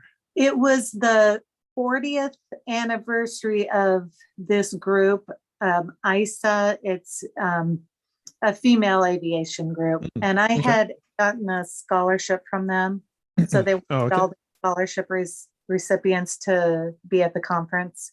That's neat. Yeah. This was a flight, an honor guard flight. I think this is the only picture I have because I thought it was kind of in poor taste to go out and take a bunch of, but it was a very sobering experience. If you've ever been on an honor guard flight. I have not. Yeah. Transporting a military remains. Deceased. Yeah. This was, I did a Atlanta Tower tour, and this is just Atlanta Airport from the control tower. It was a really cool tour we did. So the next few are just of that. Do you ever you mentioned that with when you're flying in and out of like Amsterdam or something, you'll say something in Dutch to air traffic control. Is it ever something where like do you ever have like interesting exchanges with air traffic control, or is it kind of always pretty much just professional? It's pretty much professional. I changed because I had low battery. It's very professional. Yeah. I'm still good. Okay, good. Yeah. Yeah. Very professional. Yep. Another photo from up there. Wow, there's so many terminals. Yeah, Atlanta's a very one of the largest airports. That's incredible. The skyline of Atlanta in the background. Yeah. That's the control tower right there. Wow. Yeah, that's a big one. See you up there.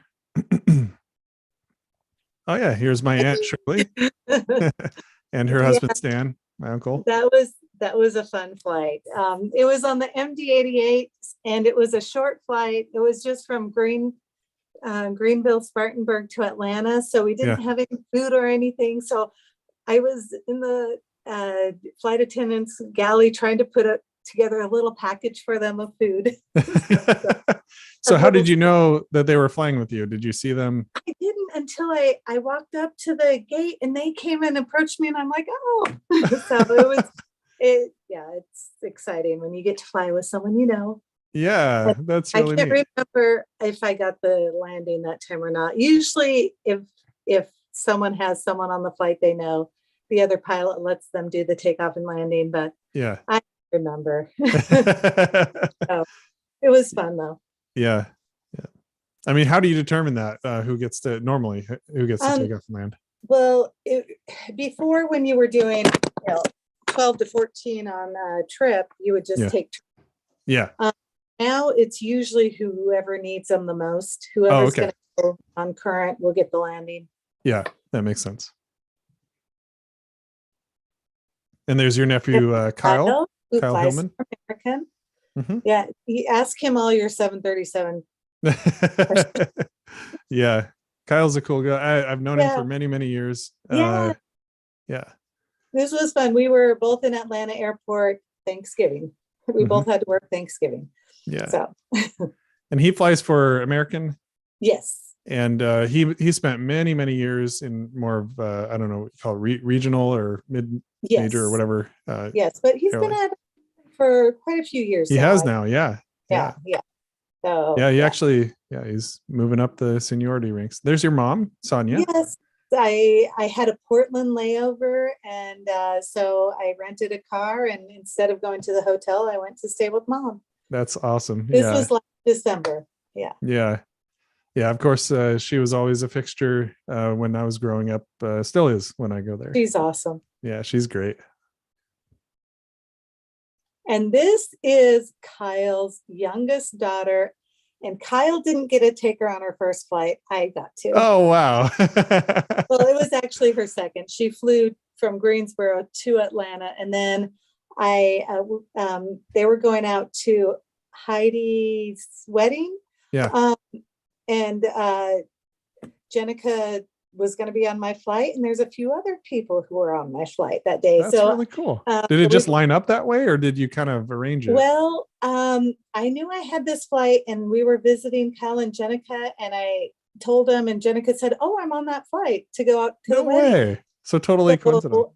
Yeah. So I told some of my other friends who were going to the wedding what flight I was going to be on, and they bought tickets on my flight. Okay. So yeah. I think they're coming up in a picture here. Okay. So this is Annika, who is our goddaughter. Annika Matson, Chris and Tracy Matson's youngest daughter. So she didn't know that she was going to be flying on my flight. So I Chris and Tracy did, but I kind of snuck up in the terminal and surprised her. Nice. And there's everyone who was on our flight that day. That's cool. Except for the person taking the picture is Tracy. Oh, okay.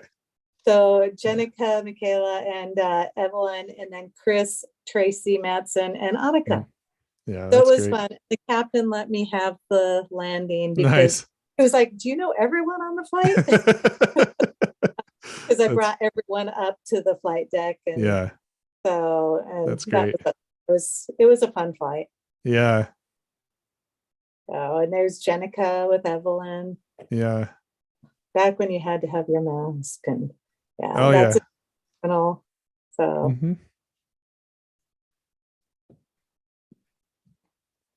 that's another all-female crew. Which plane is this? This is on the 717 also. Oh, okay. Gotcha. This is one of my classmates when I was an exchange student in the Netherlands. Oh. We just met a few years ago, and I hadn't seen him for 30 years. And I told him I was going to Amsterdam, so we met and had lunch. So it was kind of fun. That is fun. Fun day over. That's my host sister. She lives in Amsterdam. So whenever I go to Amsterdam, I try to see her or some other friends. Yeah. And that's, I had a trip to Frankfurt. So this is Christoph, our exchange student. Oh, okay. Anytime I go to Frankfurt, he'll take the train and meet me, and we'll go out to dinner and walk around. That's great. Yeah.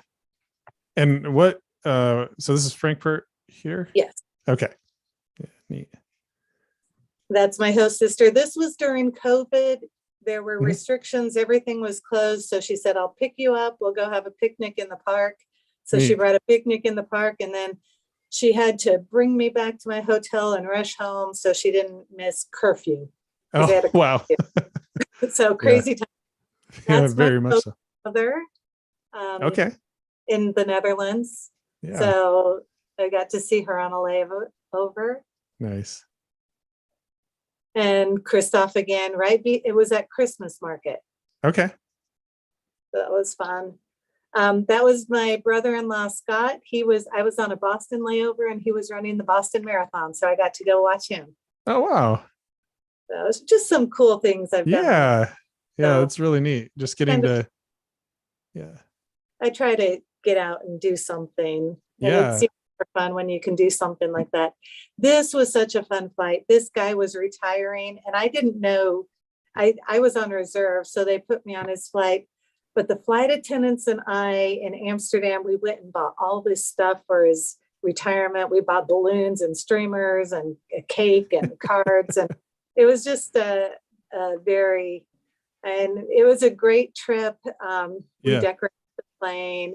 It was, when he landed the airplane, it was the most beautiful landing ever. Oh. He's like, this is going to be my last landing ever. Because he's like, I don't have a little aircraft. So it was very emotional for him. Wow. Yeah. And his son had just started with Delta. So his son met the plane. And so it was That's really neat. Yeah. I suppose there's probably have been, parent child, captain first officer pairs before too, right? I have a friend whose husband is in the training department, and he's flown with his son before on the 757. And then we have a female pilot whose 2 daughters are pilots with us. Wow, that's cool.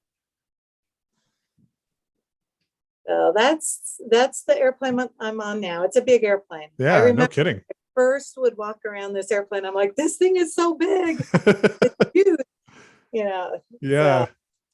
Yeah, that's a big one. Wow. And I think there's a picture, in front of the engine. Yeah.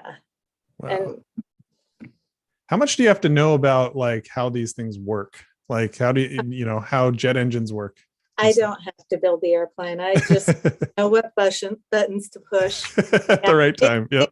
And the Airbus, they don't want us doing, if there's anything that happens, we have an ECAM, and it tells us what to do. And it's also automated. It comes up as, push this button, do this. Yeah. They don't want us to start just going off on our own, trying to troubleshoot and start pushing buttons that we think, it's all very automated what we're supposed to do. And then we also have a QRH that we go through also, and it tells us exactly what to do. So you don't have to be able to build the airplane. What is QRH?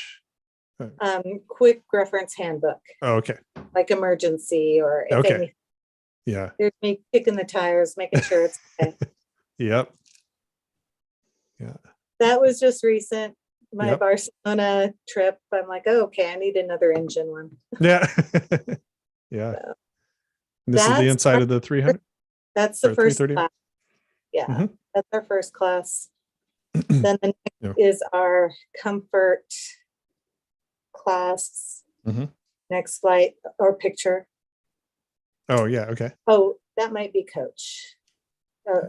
No, that's comfort. It says comfort there. Yeah. Yeah. And then coach behind it. Oh, this is the new, I don't know what they call it. It's just a new class for us. It's okay. A little nicer than coach. Not quite first. Yeah. This is going down to our bunk area. Everyone's always interested where we sleep. Yeah.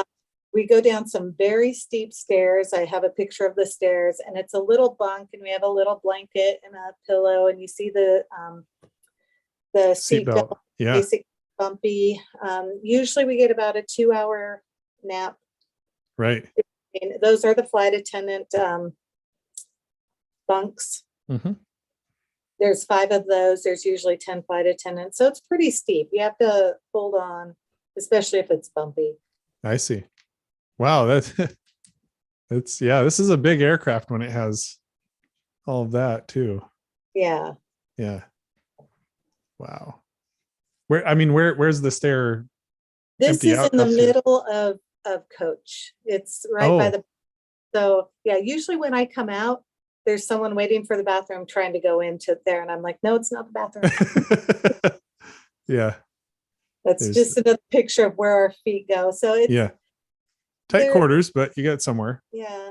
We have a different configuration called the Airbus 330-200 that has 2 pilot bunks, and they're about the size of, if you're claustrophobic, they're about the size of a coffin where you sleep in. Those are a little tighter than this one. This one's pretty, and this is just a video of me going down the stairs. I don't know if you want to You know what? I'm gonna do it. I'm gonna try. Okay. It. But I have to click a button. Oh, okay. That's one button, not the button I meant to hit. Yeah. Okay. So we'll play a little bit of it. This is our crew rest area. So the stairs are very Audio coming through? steep. I can You hear have to it. be careful walking down here if there's any turbulence. This is where the pilots sleep. And then we have a curtain. We can pull the curtain back. And then we also have this curtain to separate us from the flight attendant area. And the flight attendant area, they have one bunk here. And they all have curtains. Here's another bunk. Here's another bunk. So they have 5 bunks. And there's 10 flight attendants. So they come in 2 different shifts. And they're, you know, you can lay down in them. If you're real tall, they're a little small. Not too bad. That's great. I'm gonna redo my share because I have to optimize for video or photos. So that was optimized for video. Yeah, that's neat. That's really neat. What is this? This is a layout of Atlanta Airport. So you can see the 3 underneath our pictures is the other runway, but there's basically 3 runways, and then they have a right and a left. So there's 5 different runways. The shorter ones are the landing runways. The longer ones are the takeoff runways generally. So, and then you'll see these where it's showing east and west. Those are the terminals. I think I have one where it's maybe a little more blown up. Okay. So question about this. Often you see airports that have kind of different angled runways, but this one just has, they're just left to right here. Is that? Yeah, like, you'll either land on 2-6 left, 8 left, or, you know, depending on the wind, and you might get a, so there's no crosswind runway. So, because usually you want to, you know, land with a headwind, but since there's not. And then here's a different layout of it. Okay. And I think I tried to take a few different things to show. This is just the ILS for runway 27 left, which is one that we land on a lot. Is this like an iPad screenshot? Yeah. Yes. Okay. We use iPads for everything now. Really? Yes. Okay. Interesting. So it's all touch screen stuff. Yeah. Okay. Yep. And this is our, let's see, was this into Athens? This was the departure from Athens. So we have, you notice my green highlights, just, you know, we circle whatever we want to make sure we brief to the other pilots. And so one of the things that's kind of interesting, if you listen to like ATC chatter, is they talk very quickly sometimes, and it's very like cryptic and stuff. Like, I assume that's just sort of no big deal at this point. You've done it long enough, but when you're in your country, it's very difficult because you have the language barrier, and you're trying to go with their accent. Some places are easier than others. I think France is really hard. Amsterdam is so easy. Their English is so good. Some places are harder than others. And some places, if someone's been there before on the crew, they kind of know what to expect. If nobody's been there before, it's kind of like, what did they say? It sometimes takes all 3 of you to figure it out. And do you have to sometimes be like, can you repeat that? Oh yeah, many times, especially South America, Africa, very difficult sometimes. And like, can you slow down and, you know, be, because obviously you don't want to get it wrong and land on the wrong runway or something. Yeah. So. Yeah. Okay. Oh, here's kind of a globe of This the. is our What? routing this is from Athens to Atlanta. And this is the route. We just download this from the company. Mhm. It just goes automatically into our iPad once we have to download it and do a few things. And then that is our route. And you'll see, I did a few close-ups so you can see when we're crossing where the pink dot is. Are they further along or? Where the pink dot is where we're at right now, where I was when I took the screenshot. Oh, okay. Right there. Yeah. And I took a few different pictures and I blew some up showing Okay. a little bit of the navigation. But What are these numbers? those are different points that we're going to, and you'll see them on one of the screens. They're just different points. Let's see, that's Atlanta. Okay, this is our weather viewer. Oh, okay. And yeah, let's go to the next one and it'll show maybe better. This is just an arrival into Atlanta. So this is our weather viewer, Mhm.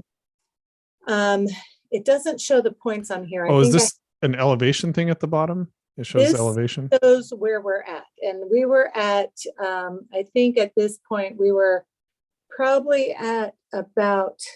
It doesn't. I can't see unless it's underneath. Is showing in the middle about 37. Yeah, that sounds about right. And it shows the green stuff is where we have weather. Okay. The yellow would be a little more turbulent. It Okay. would show red if it was thunderstorms. And then you'll see the yellow boxes that the Yeah. pink line goes through. Yeah. Those are areas, they call them TPs, and they're areas where there's weather, and we get a printout of, and it shows on the iPad Mhm. what the weather is. Like it might say moderate turbulence at flight level 340 to 380. Yeah. So we kind of know where this is Right. an area that shows the turbulent area. Mhm. The pink line is where that's our route. The airplane is where we were, and that's because we were on the air traffic control had us going probably direct to Flask. Okay. So, or MOL to Montebello was MOL. So we're off our route because. So they diverted you a little bit to go this way. Yeah. I don't know if divert's the right word, but had you go this way. Yeah. That happens quite a bit, and it can Mhm. be because of weather or Yeah. just because we've asked for a shortcut or, Right. a number of reasons. That's the top part of our flight deck above the head, the overhead panel. Okay. Now explain every switch. No, I'm just joking. Okay. I mean, you could, magic. but I don't know. I'll just pick out a panel. Like what about right in this area right here? What are we looking at? That's right there. It's a fuel panel. Fuel. Oh, okay. Yeah. So you're Yeah. able to switch between different tanks and stuff. Yeah, and you can see Yeah. the two engine ones. That's our engine fire push button. If we have a fire or Right an here and engine- right here. Yes. So we don't want to push those unless there's a fire, and we need to put out the fire in the engine. I see. So those I've only pushed in the simulator. Oh, right. Yeah. You do want to actually like have some experience doing it. So simulator is a good spot to do it. Yeah. Yeah. Okay. That's just the panel. It shows our let's see, it shows our fuel, it Mhm. shows the cockpit forward, that's the temperature. Mhm. I just took a few different pictures of things. This is great. It shows fuel on board. Yeah. That is our flight plan. It comes to us electronically. That's you see the block fuel on there, the min fuel per takeoff. Our Mhm. passengers 281, our cargo, 0 fuel weight. It shows all the, pretty much everything. We have that on our iPad. We also get a paper copy. We're going to go to paperless soon. Oh, okay. And then it shows you our fixed list. That's our route for the flight. Okay. This from Each Athens. of these letter combinations is what, a point or something, or? Yeah. Okay. Yes. And you see the ones towards the middle are the coordinates over the lat longs over the ocean. Oh, so they don't really have necessarily direct points or something. They give No, you that's lat long. just your latitude and longitude over the ocean. And Okay. we'll probably see that somewhere here Yeah. in a moment. So that's just, I was relief pilot. So the relief pilot sits in the back, Yeah. right in the jump seat, and just Yeah. keeps an eye on everything. And then I think I flew coming back home. That I was see. going.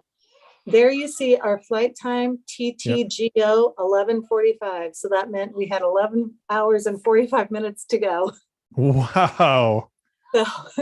So our Wow. out, and we had already, our out time was the time we got out of the gate. Off time is the time we took off.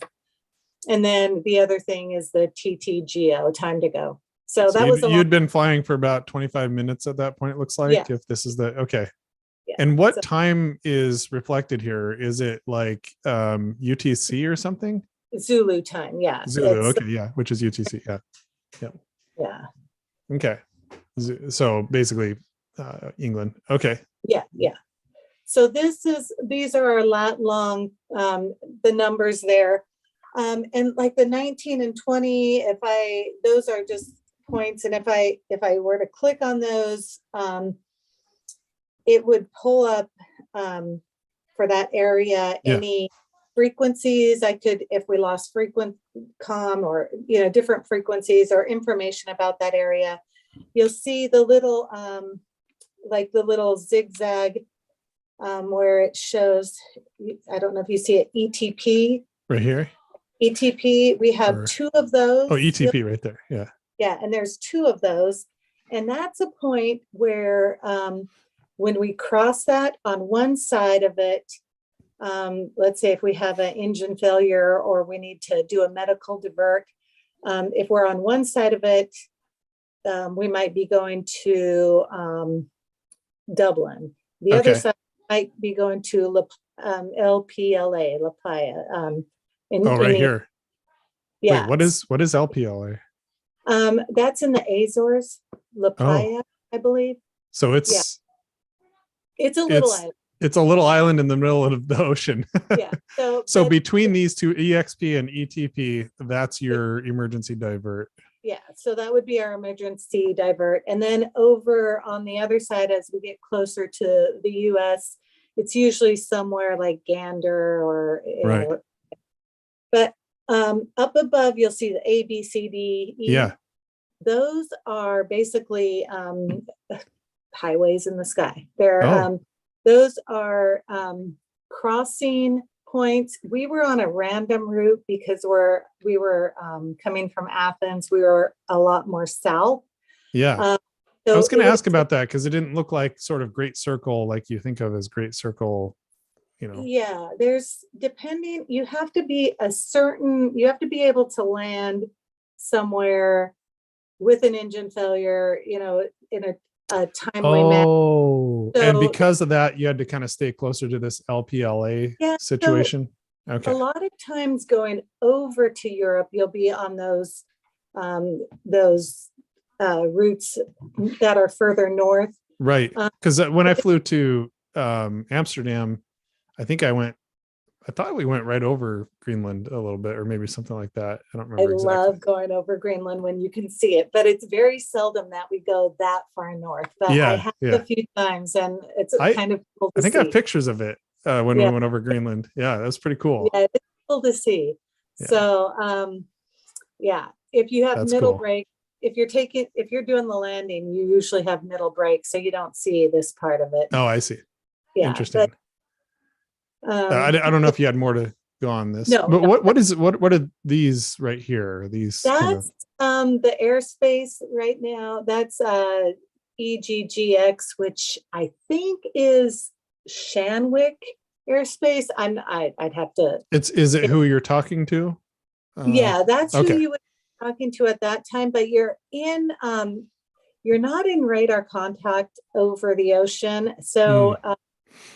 Every so often we have to get a call on an HF frequency to get a cell call check, and it's just to make sure everything's working correctly so that if they need to get a hold of us, they can call us.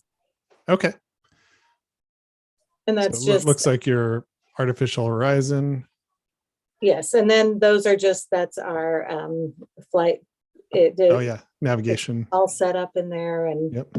yeah, and that's just recent. I think that was the Athens trip. So just another picture of my. And you have a joystick. Yes, the Airbus is very nice. You can eat your meal on the tray that pulls out. You don't have a control wheel. That's what the Boeing ones all have the control wheel, right? Yeah. The joke is, it's a little more refined because we get to actually eat our meal on a tray rather than our lap. So. I mean, that matters when you're up in the air for 13 hours, So, and that's just looking out the window. Look at that blue. That's your view from the office. Yeah, I have the best view. That's pretty amazing. That's pretty amazing. Yeah, another flight plan. Some of these, that's just some of these you go through pretty quick. Yep. What's going? Oh, what are those called? I'm trying to think of. It's going into Rome. No, it's Barcelona. Okay. I can't think of it right now. There's what those mountains are called. Yeah. But it was just pretty going in there. Yeah, totally. And that's just the approach into Barcelona. Yeah.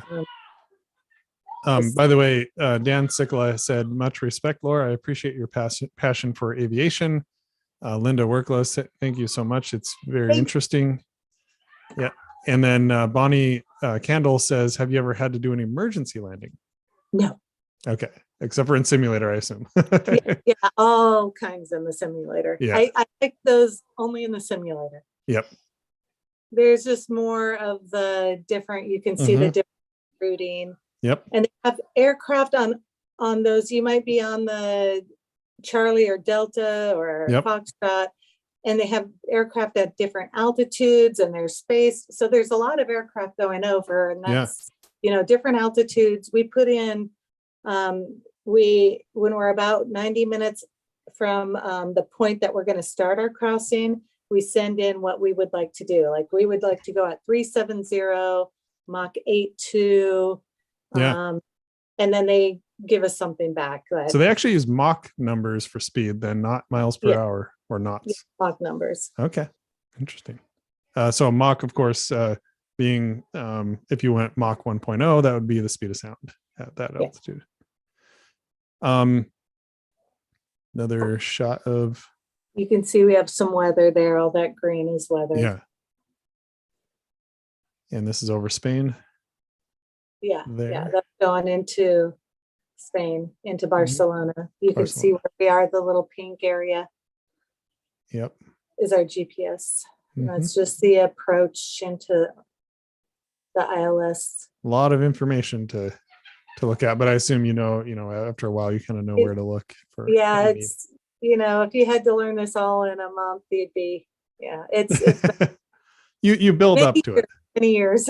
Yeah, it's like my my profession. If someone were to look at some of the programming that we do, it might be kind of intimidating, but you build up to it. Yeah, this is going into Spain. I was going to say I've forgotten more than I know. Yeah, so right. There's just so much to know. Yeah, if you were to jump into an MD-88, would it take you a little bit? It'd probably come back to me because of the repetition. You spent so much time in it. Yeah. Yeah. When I first started flying the Airbus, because I would only do on average one landing a month. Yeah. If I had flown for a while, the things that came back were the 717 call outs and stuff. And I had to really watch that because that's what I did all the time. Yeah, I suppose. Yeah. Sorry if there's some background noise. We have some kids here.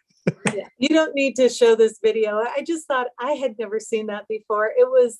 Oh, they were. Yeah, I think I watched this. Volleyball. Yeah, they were using their feet. They weren't using their hands at all.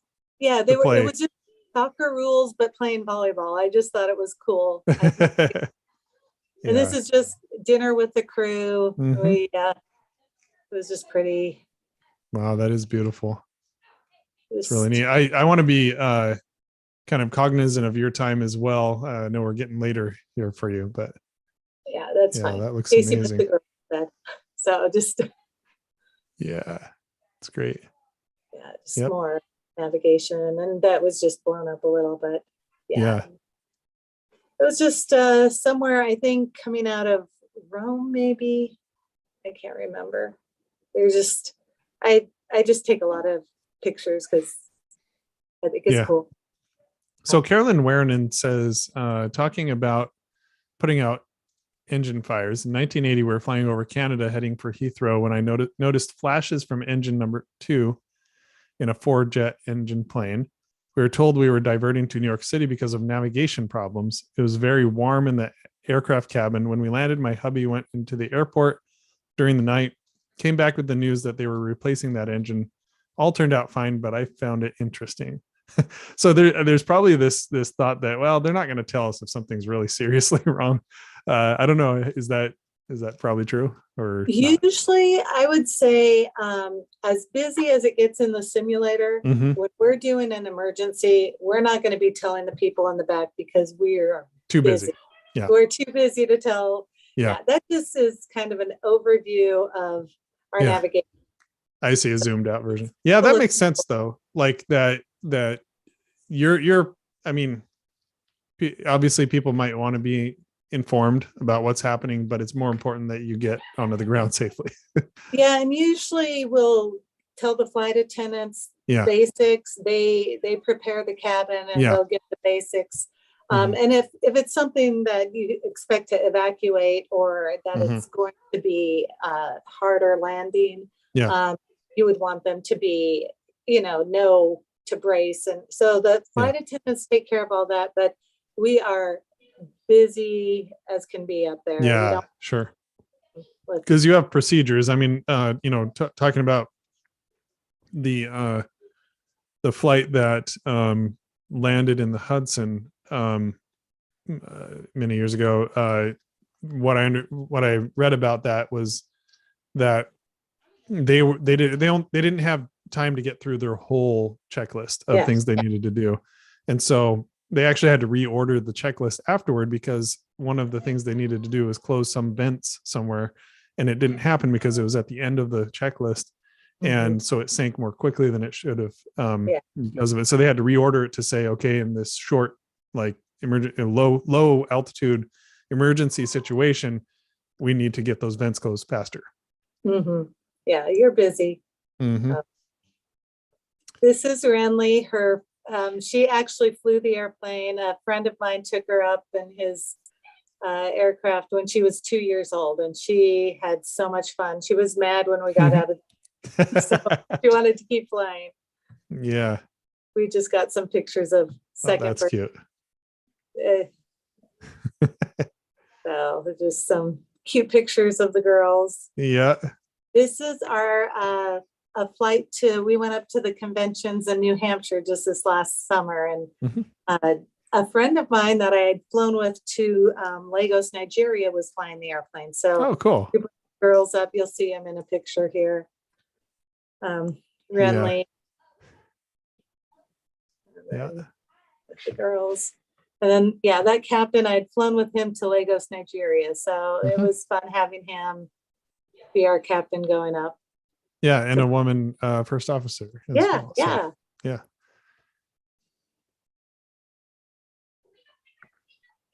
And there's Casey and our oldest granddaughter, and then the 2 younger ones that live with us. And that was a trip to Athens. I was sometimes we fly with different crews. I went with one crew in, and I flew with the same captain going out, but we had a guy was doing a training flight. So this first officer, we all went out to dinner, and we were both kind of looking at each other going, I know you from somewhere. And it turns out his wife and I went to the gym together and would take classes together. So we took a picture. He sent it to his wife, and she wasn't real happy with us going out having dinner while she had the 2 kids and the new dog who peed all over the floor. So she was great. We're out having dinner. I get to clean up after the dog. Right. So, yeah. No kidding. Athens. It's just, I can do layover. I'm really good at laying over. Yeah. I It seems like layover. I suppose some pilots maybe aren't as interested and they just kind of do their thing at the hotel, but like it seems like something you'd want to take advantage of, the fact that you're in all these, cool places. Yeah. Try to. That is such a cool picture. That's cool. And that's just the crew going out to dinner. That the captain and I took a ferry flight to Aegina in Greece. So, or took a ferry ride, not a flight, but that's just in the water. Yeah, that's cool. So, and that's just one of the ruins we went and explored. That's our ferry. Oh, yeah. Ooh, that looks good. Food. Yeah. The Greek flag. And that's one of the flight attendants. Her husband was on, they were a flight attendant couple. So her husband took that picture and sent it to me. That's cool. I think that's coming back from Athens. Just some cool. Pictures. Cool photos. That. What river is that? Does that look like, if you go to the next one, that might be Boston? No, I'm not sure. Okay. That's just, that might be Greenland, those two. It looks like Greenland or something like that. Yeah. I think it's Greenland. Those glaciers. Yeah. Like I said, we don't fly over that very often. I just thought that was cool. Yeah. I mean, there's so many cool photos and stuff. So when you're up on the flight deck, are you not, how much are you allowed to, like, be on your laptop or phone or anything like that? We are not allowed to do anything non-aviation. That was going into Portland. Oh yeah, so Mount Hood. We're supposed to be doing aviation related things. I see. When you're going over and it's middle of the night, you do whatever keeps you awake sometimes. Yeah, it's important to stay awake. Chatting. I think this is Paris. Okay. Yeah. Yep. So usually, if the guy's not really, and I say guy because it's usually a guy I'm flying with, very seldom another female, but if they're not very chatty, then you have to find things to do to keep yourself awake. This was parked airplanes during COVID. During COVID, yeah. Yeah, parked a lot of airplanes. And that's just a cool picture, I thought. And wow, you could see that's from the flight deck, just the reflection in the windows. Wow, that is something. Oh, that's really neat looking. Oh, that's just a picture I like. Night or a sunset or sunrise. Get a lot of sunrises going over to Europe. Yeah, I suppose. That will definitely wake you up when the sun starts hitting your eyes. Yeah. That helps a lot. I think that's Rome. Also. Pilots set brakes. Oh yeah. Don't forget, set your brake. We don't want it rolling anywhere. Just a cool picture. That is a cool picture. I just did. This is my second presentation this week. This was my first. It was Renly's school teacher asked if I would come and talk to them. That's so cool. Community Helper Day. So we did a whole flight simulation, and I had 12 4-year-olds and 4 5-year-olds. That's great. We had a blast. Oh wow, that's neat. And then this was Rowan's class. These were the 3-year-olds. Yeah. Here. So that's great. I brought a little cart simulator. Yeah. And we actually had a flight. We had a cart with snacks, a flight attendant cart. No way. Pilots, flight attendants. I just had everyone had a role. I had an air traffic controller, a gate agent. We gave enough snacks, so we had a lot of flight attendants. So but my girls would love this. This is great. It's so fun. Yeah. So there that's they the class. That was our air traffic controller. Here's some of our flight attendants. are. Oh yeah. Yeah. That's in Rome. Mm-hmm. I love Rome. Yeah. New York. Oh, this is I think this is a Christmas trip. So Okay. obviously, New York, Mm-hmm. Rome, back to New York. I think it was a 6-day trip between New Yep. York and Mm-hmm. we had appetizers up by the Trevi Fountain. And this Neat. was pre-COVID. You can see all those people. Oh yeah. I went during COVID. There was no one down there. Yeah. It was a little eerie, actually. Yeah, I bet. That was in Rome, a bunch of citizens on motorcycles. Yeah. Yeah, I'm having to go through because there's so many. So this is Notre Dame after the fire. Yeah. Right. So they're rebuilding that now. Yes. I went there 2015, and so that was, and I went, it was so amazing. Such an amazing church. Yeah. Although there's another church that I actually enjoyed even better, up on Montmartre, Sacre Coeur, I think. I think, is that it right there? That might be. Yeah, it looks like it might be Sacre Coeur up on Montmartre. Yeah, that's from my hotel room in Paris. Okay, that's awesome. Yeah, that's a beautiful church. Yeah. And I just enjoyed it so much. It was really neat. That's Paris from the air. Paris, obviously. The Eiffel Tower. Paris. That's another view from my room, a different time. So I just thought it was pretty. Yeah. Paris. The Arc of Triumph, or however you say it. Yeah. Arc de Triomphe. Yeah. Paris. Another. Athens. I guess these are some of the same. I guess. Yeah, same ones here. Yeah. Okay. So that's the end of those. We actually did get through all of the photos, which is great. Of course, we are getting late, so I do want to kind of wrap things up for you. But thanks so much, Laura, for coming on and sharing all of your experiences and knowledge on this stuff. That was really great. It was fantastic to have you on. Yeah, it was a lot of fun, and I obviously would go on for hours, but I just think I have the coolest job. I love it. It is. You do have a very cool job.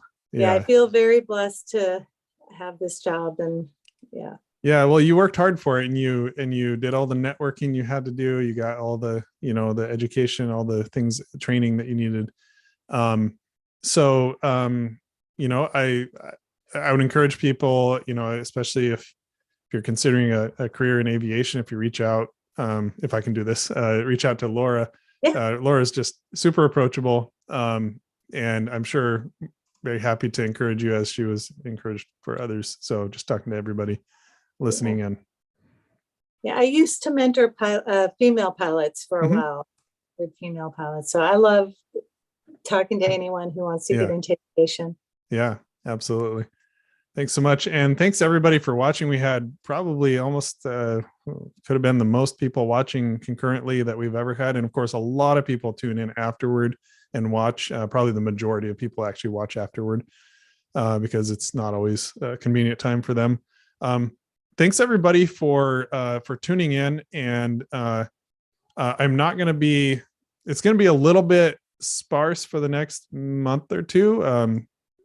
I'm actually going to be flying to Europe and going to be over there for a conference, bringing my wife this time, which is cool. So we're going to be in the UK and spend a little time there. And I'm hoping when I come back to potentially get, and I won't name names just in case they have to maybe not do it, but potentially an Air Force pilot and potentially a guy that has a lot of experience in the logging industry. And we have some others that are very interesting stuff as well. So definitely, tune in. Gail says, thank you. I really enjoyed this. Bonnie says, thank you. What an interesting interview. Sandra, it was great. Colleen, thank you. Enjoyed this. Love Delta pilots, best landings. I think that's probably true in my experience. Judy says, thanks, Laura. And Janet says, very interesting. Thanks so much, Jamon and Laura. So Well, with that, yeah, absolutely. So with that, I am going to go ahead and stop the interview. But thanks, everybody. And we'll see you all next time and have a great weekend.